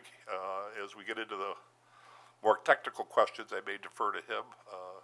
Who's best, thanks, Mark, who's best to speak about traffic, just so I know? I think Andy, we've all So done the report. I don't know if, I just wonder, so is that for both projects, Andy, or is that, because I think some of these might interrelate because we're not doing this in a vacuum. It's probably mostly for Providence. Okay. To answer the traffic Can I just ask first then? Sure. You said you had approval from New York State DOT, is that correct? Yeah, they've reviewed the traffic impact study and they agree with the Do we have written approval or? Yes, Okay. and that's been provided to the town. Okay, thank you. You know, the traffic count of the apartments relative to the other proposed commercial development is low. I won't speak for the board, I'll speak for myself. Traffic is less of a concern with the housing, because as the traffic assessment, which I know uses probably international standards, but I know national standards aggregated across however many, whatever calculus, it's best, industry best practice. Those peak times weren't necessarily anything that's gonna exasperate traffic on Culver significantly. Now, we're mindful that there's left-hand turns that wouldn't existed, but they did exist when Wambox was open, so for me, that's less of a concern for the relative, as relates to the apartments. I guess I'll ask this, and this relates to both projects though, because in that traffic impact study, it did reference the necessity of a traffic signal for the other component of the project, but do you have an update on whether or not County DOT has looked into the possibility of a traffic signal or not? Yeah, we have not received any word back from the county yet. Okay. Unfortunately. And just a few things about the proposed development. My understanding was the primary access would be the creation of a road off of Culver that would be perpendicular to Brookdale Park, is that correct? Correct, yep. There would be a emergency access off of, would it be Hulda, or would it? Correct. Okay. Yep. And you said 2-story buildings? Yes. Correct. Okay, that's all I have for now. Is any other board members? No other questions, no. I guess I have a few more actually. One sec. Sorry, I was expecting someone to. The traffic counts were low than I expected. Is that because you see more utilization of mass transportation in a project like this? And if so, is there an existing bus line nearby? We do not necessarily see greater use of mass Okay. transit. I mean, I fully hope and expect that many of the people who live there will work in the town and will drive to Portland Avenue and other medical-related facilities within the town, quite frankly. There's no guarantee of that, but I would not expect a greater use of mass transit. I would expect that we'll have a lot of individuals, some with children, some without, but will be driving to work. Unrelated to that, But there is mass transit, by the way. there is, that's what I thought, okay. Has thought been put into kind of how the project relates to the other project that's been approved, the senior housing? Would there be any efficiencies realized through that? Any shared utilities? No, at this point, they're exiting out the back of their property. We have an emergency exit to Hulda, but it's not gonna be used for anything other than emergencies. So we have no commonality. There is an easement for utilities that will run down the length of our property line back to their property line, but that's the only commonality at this point in time. Thank you. So we generally, the rule of thumb is with a rezone, the public policy goal of the project isn't really what we're kind of looking through, and we can acknowledge it, and I think it might influence our decision, and certainly it's noteworthy. But, so it's not necessarily doesn't kind of germane to what we're talking about here for the purpose of rezoning. I just asked out of curiosity though, you mentioned who the target end user is here. Is there anything in either state or federal law that allows you to have an exclusivity towards that workforce housing? No, sir. Okay. There's some preferential groups in the law, veterans, for example. But healthcare workers, essential workers are not a defined term under the codes. It's more our marketing. How do we market this? So everybody who we market to will be income qualified, but we especially want to work closely with the HR departments at the local healthcare institutions and make sure they're well aware of this and get the information out to their employees. We'll also work with the local unions who represent healthcare workers, making sure that that news gets out to their union members. It's up to them the individuals will make the decision whether this is a place they're interested in living, but. Providence has a pretty big footprint now in the region. Any comparable, I know with our experience with you has been with senior housing, any comparable kind of development, whether it's senior or workforce housing that you might point to if we need a reference point? Yes, we have a project in Chi-Line called Union Meadows, and then another one right down the street called Union Meadows 2, which is family workforce housing. We have a number of projects in the city, Carlson Commons, Plymouth Manor, in the transition area between what I call the old Third Ward moving down to what I call the Plex neighborhood these days, Plymouth Exchange neighborhood, are again basically workforce housing. Those are the ones I want to recite it right off the top Okay, of my head. thank you, and you have a website I'm sure we could reference as well, but, you know, sometimes it's interesting to know, especially in a suburban setting, the context of a development like this as it relates to an existing neighborhood to see how it blends in.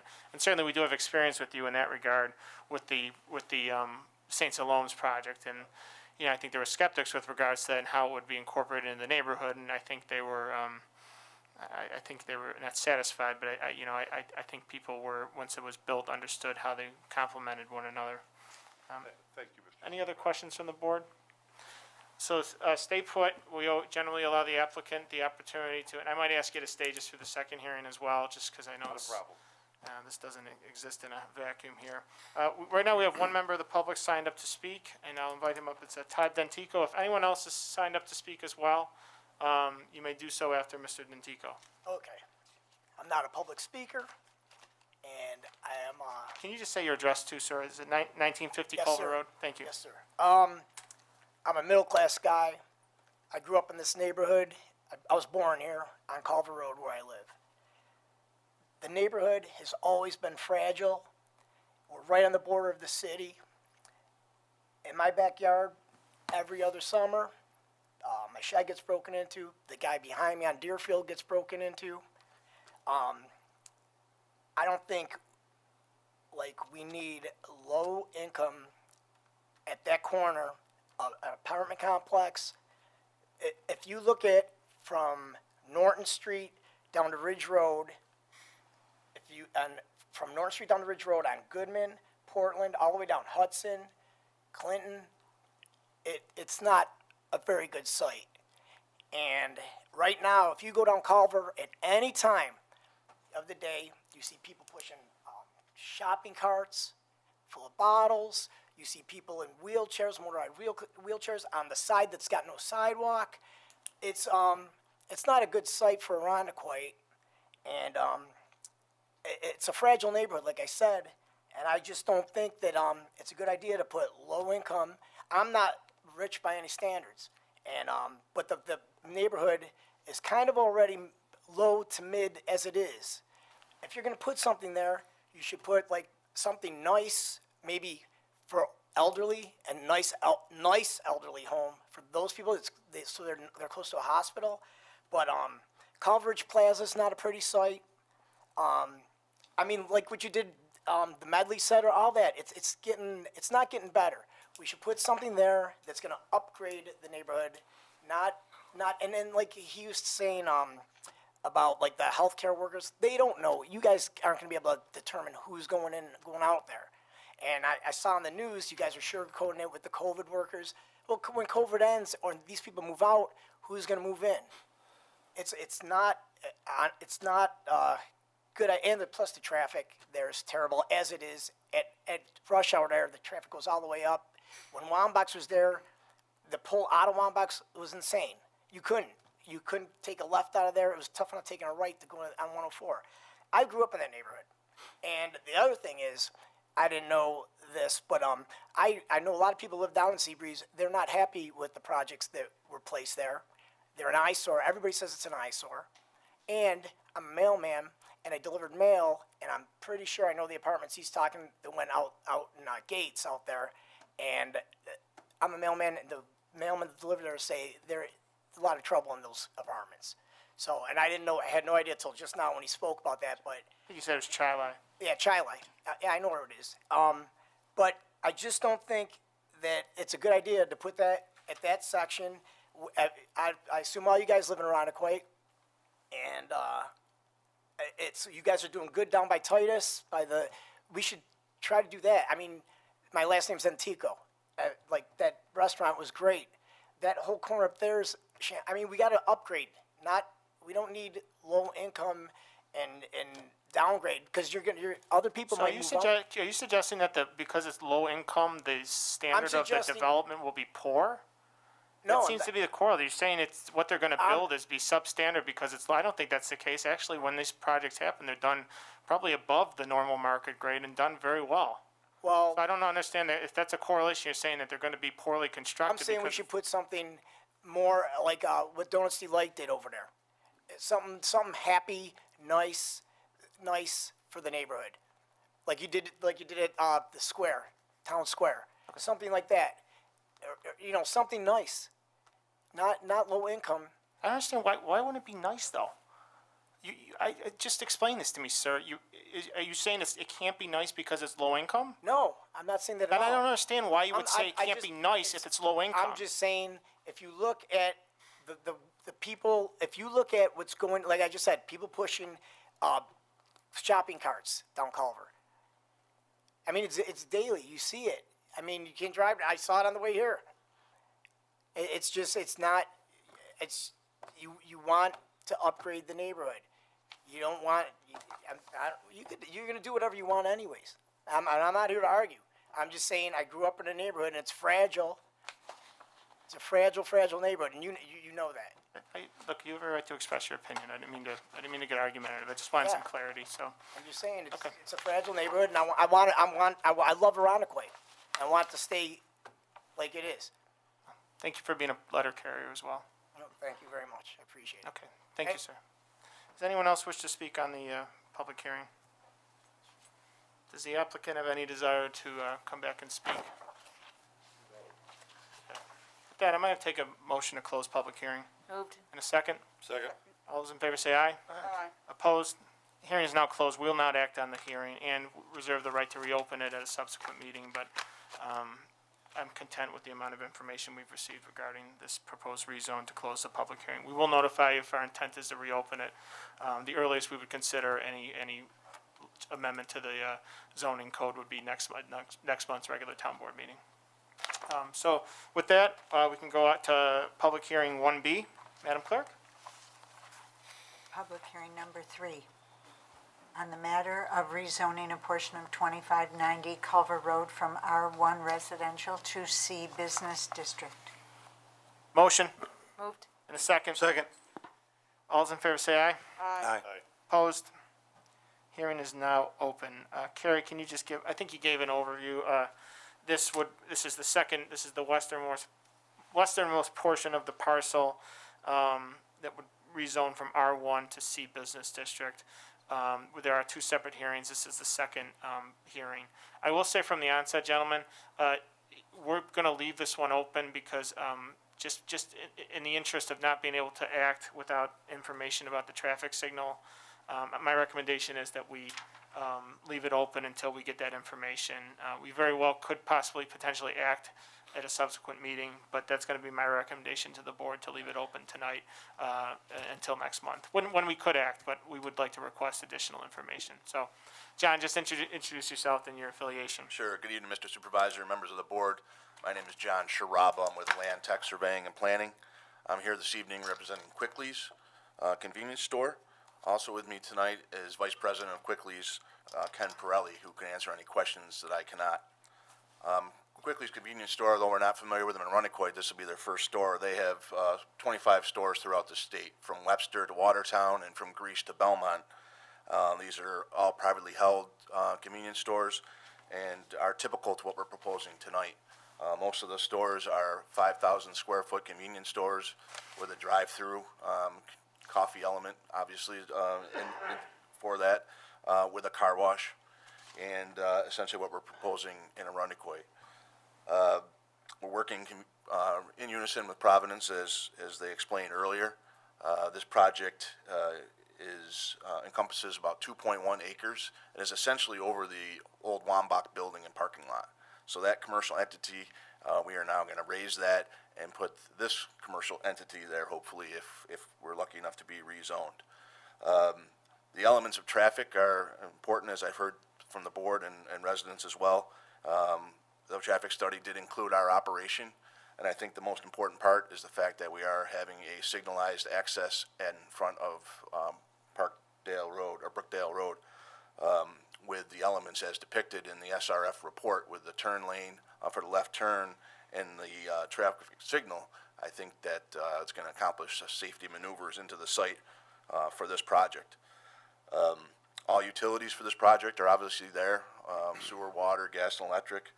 Again, working with Providence, our stormwater management from this site, which is a lot of impervious, is going to be, we're working in unison to be part of their stormwater management pond. We will have some green practices on our property to regulate that. So again, we're hoping to bring this element to the town. We think it's a good use. The volumes are there, and it's a market that Quickly's is trying to spot in Arundecoit for a long time under my recommendation. I've been trying to find them a spot, so I'm glad they're coming. That's a brief overview, and I can answer any questions you have at this time. So we asked this at work. Thanks, John. We asked this at workshop, and you gave a good answer, but I just want to get on the right. You gave an answer I think that was thoughtful, and informed, I think, kind of the question. But is why another gas station? Or why not necessarily why another gas station? It's not our business to get into why you want to do something, but why would the town board want permit another gas station on Culver Road, where there, kidding aside, already are 4 within a mile span? Yeah. I don't know if Mr. Pirelli gave you that answer, but I might, He did, he can, you're the pro, come on up. Just identify yourself, sir, and your affiliation with the project. I'm Ken, as John mentioned, I'm Ken Pirelli, and I'm with the organization PEM LLC, which is the parent company of Quickly's gas stations and convenience stores. We're a family-owned and operated company. I'm part of that family, so it's an honor to be here in front of you to share the project that John described. And Mr. Supervisor, to get to your question, one of the things that you'll notice, particularly for the three other stations, we have the East-West, we have the Quick Fill, and we have the convenience, and I don't know the name of it, it's not a brand, but actually it's between the Quick Fill and the East-West, they're all on... The one being built right now, correct? Yep, exactly. They're all on the westbound street. So one of the things when we talk about traffic and safety of traffic is having to turn left at certain periods of the day to get to fuel. It's very common to see gas stations kitty corner at intersections for this exact reason, to stop the maneuvering of left turn across traffic for fuel, which is a necessity item, or convenience, or coffee, or any of what we're offering. So the most direct question that you have, and I pull attention to other areas, for example, on Ridge Road in Webster, where we have a Sunoco station and a now Speedway, former Express Mart, kitty corner. They're both extremely busy and successful gas stations, strategically placed opposite from each other for the pure reason that we capture drive traffic going one direction typically at that period of the day, and not a lot of crossover. It's funny, this is anecdotal for me. I live in the southeast portion of town. I believe this is right. If I'm driving from my house down Culver to Town Hall, even on Ridge, I cannot pass a gas station on the right-hand side. So it's just, am I wrong? Right? I'm thinking they're all on the darn left side. That's completely anecdotal. It's just weird how that lines up, that they seem to be all on one side of the darn road. At least people coming from East Irondequoit. And your question is very valid in that there is competition in that area. I mean, certainly when we look at a site, we want one where where there's less competition. I mean, we want our business to be successful. And given the proximity of the other locations and their orientation on that street, we feel that there's a need, and even, again, to address some of those safety issues that do occur at the corner of Brookdale and East-West, some that were even pointed out in the traffic study about U-turns and accessing Brookdale from the left lane to actually turn around and get back headed northbound on Culver Road. So, this may even, as John mentioned, the signalized light, the left turn lane, this could alleviate a lot of the traffic issues that do currently exist there. I'll let board members ask questions if they have them. I have a couple questions. Yes. So the Quicklies, I'm not really familiar with it, but I did do a little research. They tend to offer a lot of really basic staples for folks, is that correct? Correct. So not only you could get the coffee and the gas and do whatever, but if you were in one of the new housing proposed sites there, or one of the other places in the neighborhood, that's walkable grocery. Absolutely. Okay. We classify ourselves as a convenience store, but we also have a significant grocery item. We actually do a lot of additional programs too. We have a program called Go Local, where we're bringing in local manufacturers and startup companies to bring in pasta. We work with, Guglielmo's sauce, which is made right here in Rochester, and locally made pastas to pair with it, and granola and coffee companies, all locally based, and we do carry your full line of grocery items from, laundry detergent to Dawn dish soap, Tide stain stick, all of the things, but at a much more convenient location. So, yes, to answer your question. And in the last 6 months, that's been of great importance to many people, and so they're also getting accustomed to walkability again and things that they can source local. Did I also read somewhere that you partnered with at one of your stores was like a food bank, a food link kind of thing for fresh produce? No, we did first responder Okay. food bags during the early stages of COVID, partnering with our Go Local partners. So those are locally manufactured products that we put together in bags for 500 first responders in the Rochester area. That might have been what I saw. Those are probably some of the pictures that you saw. My other question is about stormwater, so I might direct it more to John. Yep. Thank you very much. So you said you're working collaboratively with Providence Housing to, you know how I feel about stormwater. Correct. So is there some opportunities here to really let the rain stay where it falls on that parcel, as somebody was referencing another development on Titus Ave has done? So, Andy and I haven't talked at great length because we're at the concept phase, but I did reach out to him and say, we'd like to make sure our stormwater goes over there and we have to account with it economically for a greater store pond. But I am envisioning in areas that I have green space allocated, that those would be, rain gardens and things such as that. We haven't done porous pavement and to this point with the amount of traffic and Probably vehicles, not. So probably not gonna, this is classified as a hotspot anytime that you do a gas station, so we'll probably not do something in line with that, but we'll, But it's nice to hear that you're looking at green space and rain gardens and other things, because again, going back to the whole walkability of the neighborhood and neighborhood appeal, those become aesthetically pleasing versus just an empty field. yeah, thank you. Thank you. I have a couple of questions. John. Well, either Andy or John. Hulda, now for the Rochester housing in the back, Hulda is going to be their entrance, right? Now, you're saying this project, these two together, that's gonna be an emergency though, So, right? Hulda's gonna be used for emergencies, For just Providence. for just Providence, okay. Emergency exit for Providence. All right, now emergency, you're just Well, no. talking, I assume it would also technically could be emergency egress, because that same road would connect, correct? Well, yeah, Okay. I would assume that most emergencies are gonna come up Culver Road, okay. But if this building's on fire, the fire truck could come. Gotcha. Mm-hmm. Okay. But Hulda is the entrance and exit for Rochester, okay, the primary, the one in the back. The other thing, when I looked over the traffic study, even if there isn't a traffic light going to be there, I mean, to make a left-hand turn out of there is gonna be extremely difficult. You need some really courteous drivers going north on Culver Road to let you out. I mean, that's a concern. I'm assuming there'll probably be buses in there. I'm certainly sure there's gonna be families back in there, I'm assuming too, so obviously the buses are all gonna have to take that right turn coming out of there, so, I mean, it's always a concern. So you don't think anything like that will, open up Hulda for any of that stuff? Do you foresee that, an option maybe, or, for buses entering and exit on Whitlock as opposed to Culver if they're picking children up to go to school? I'm just, Emergency access Yeah. for bus traffic? or, yeah, I mean, is it a I'm just asking, cause, We haven't looked at it yet. yeah, but okay. I'm Because without a traffic light there, making a left-hand turn, unless it's early hours of the morning, it's not gonna be easy. Just for some context, I think when you're looking at the housing alone, it does not, according to the traffic assessment, it does not recommend A a light. required light. Light, right. Understood, so But you- still taking a left there, now it's just tough to take a left-hand turn, and I'm certainly sure you guys are aware of that anyway, so. Okay, that's all I have.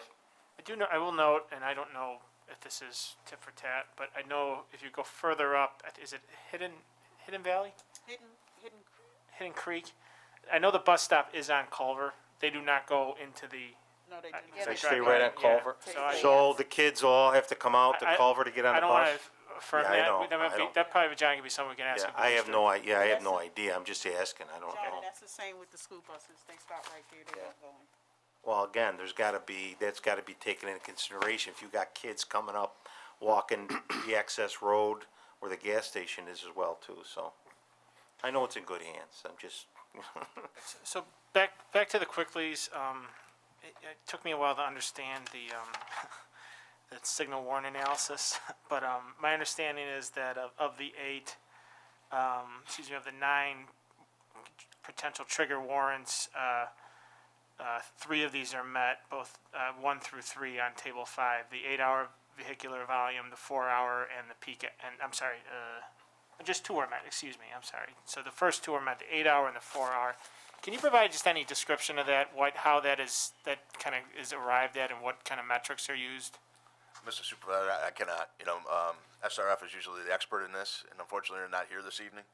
Okay. And I think you you've spent more time with the data than I have. I usually wait for county DOT comments and move forward from there. So I apologize, I cannot answer that. Yeah, we're gonna be a little bit more, and I know county DOT might have said, well, we wanna get to site plan, but it's very hard for us to kind of do a rezone without knowing if that light is gonna be a go, cause it's not gonna, the project doesn't go if the light doesn't go, right? And the traffic, your own traffic analysis said that, so that's actually a conclusion of the traffic analysis.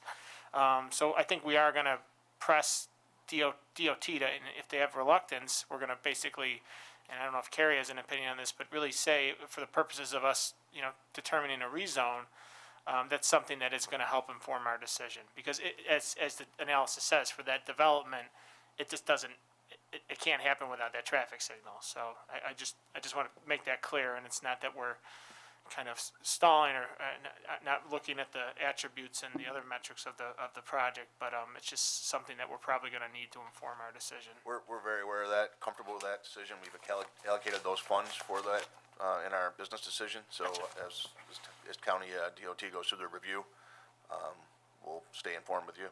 And to John's point, it's almost beneficial for the apartments then if that happens. I know the apartment standalone would not warrant it, probably would not be the investment you'd be able to make it. And in that case, I don't think county DOT would authorize it based on just the standalone apartment. So this is all very confusing. This is It's a great project. yeah. Mr. Supervisor, just speaking for the apartments, we think a traffic light, we hope. Can you just speak into the mic, Mark? We hope that a traffic light is desired there, because Okay. we think it benefits our project. We would do a third left turn lane going out of our project as well to keep. Would you have that left turn lane? I know we're going back to your hearing. Would you have that left turn lane as by yourself, or would that be a condition that would be only if you were with the gas station? Well, right now, without knowing who else would be there, right now it is with just the gas Okay. station. We've talked to them. I meant, so no, never mind. I'll withdraw that because I think that's speculative. So Sound like a lawyer. coming south on Mark, you're a Culver, lawyer. coming south on Culver, the traffic light will be there to regulate left-hand turns. Leaving our department and you want to turn, south on Culver, leaving our apartment complex, there'll be a left turn lane. Coming south on Culver, there'll be a left turn lane into our apartment complex and the Quicklies, obviously, as well. Look, I'll just say this, the proposed use is very straightforward. So I hope we're not making this more complicated than it is. It's a pretty straightforward use. I'm not crazy about the car wash, but I understand that's part of the business model. And, I understand you have a business model and sometimes predicated. Do all your other locations have car washes? Not all of them, but. Okay. But most of them do. Or most of them of this size. So where we're able to make the investment of a, 5,000 to 6,000 square foot building, traffic lights and in and out, lanes, there are additional services that help, make that business plan work. And the car wash is one of those items. I'll just note for the people watching at home, in essence, the answer to that question was for a development that size to make the business model work, the car wash is helpful. So would this be one of your smaller stores? So you don't have to repeat it. No, currently this is an average store. Okay. So our most recent one we completed was 6,000 square feet. This is probably actually a little bit smaller than that one, but, typically we range between, and we have stores as small as 2,000 square feet, but they aren't able to bring these offerings of, grocery and other, coffee programs and rewards programs that really are significant to the community. So as we, are continuing our development, especially in Monroe County, we're looking for sites that can accommodate a 5,000 to 6,000 square foot building to do that. We also put common eating areas. We've got, gathering areas, fireplaces, televisions, leather chairs. Things of that nature in our stations now. It's not a traditional convenience store. It really is a place to come. I've seen, house closings take place in our food courts, and it's much more of a come and stay rather than come in and come out. Gotcha. Yeah. Any other questions from the board?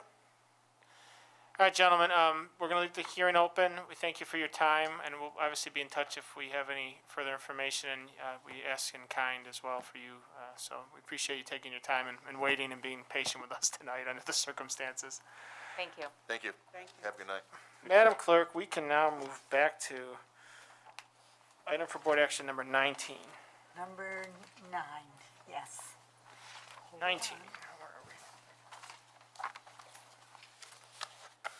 Item number 19, calling for a public hearing in accordance with Section 202-B of the town law to consider authorizing pump station upgrades within the town of Arundequoit's consolidated sewer district. Motion. Moved. And a second? Second.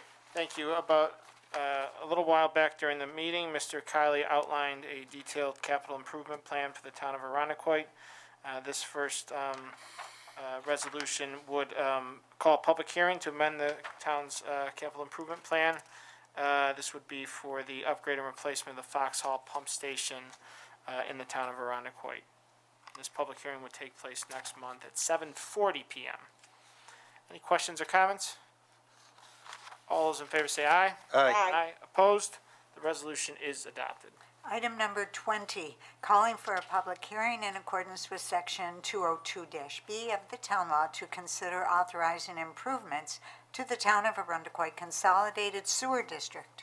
Motion? Moved. And a second?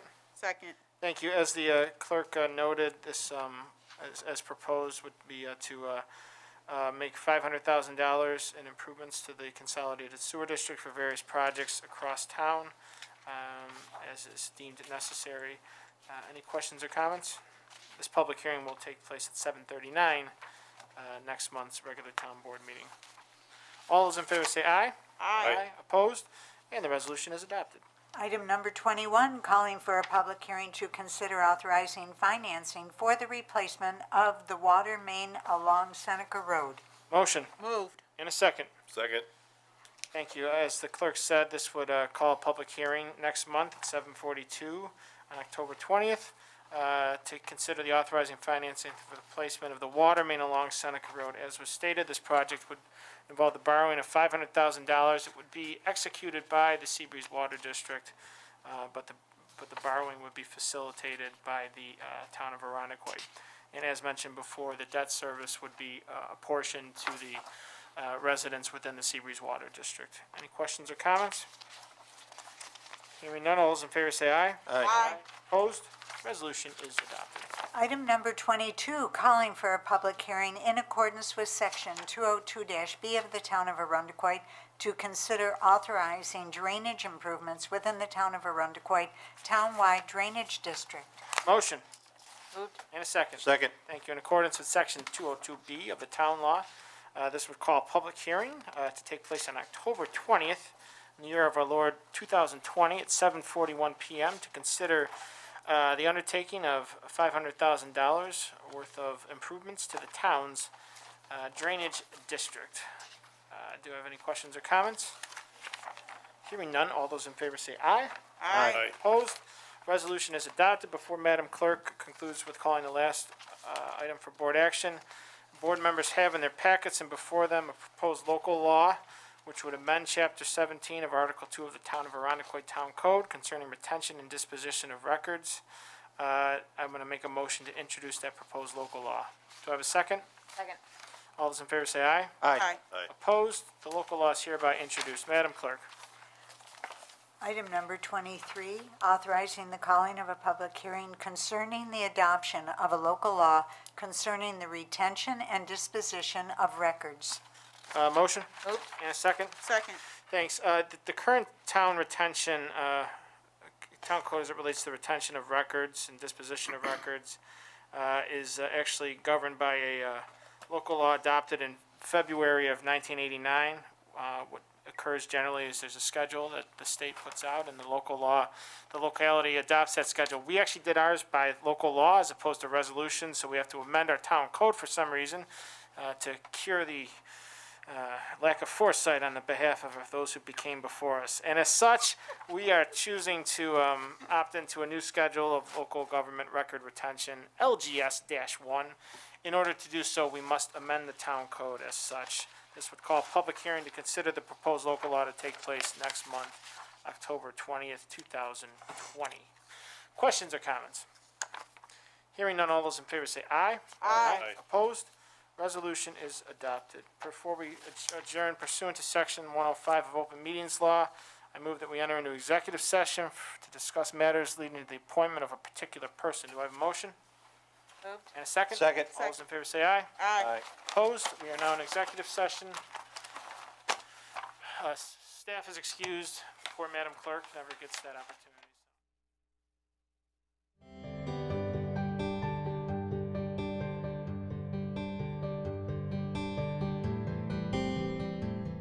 Good evening, everyone. Thank you for everyone who stayed with us till the wee hour of the morning. We've concluded executive session. I will now take a motion to adjourn. Move. And a second. Second. All those in favor say aye. Aye. And the meeting is adjourned.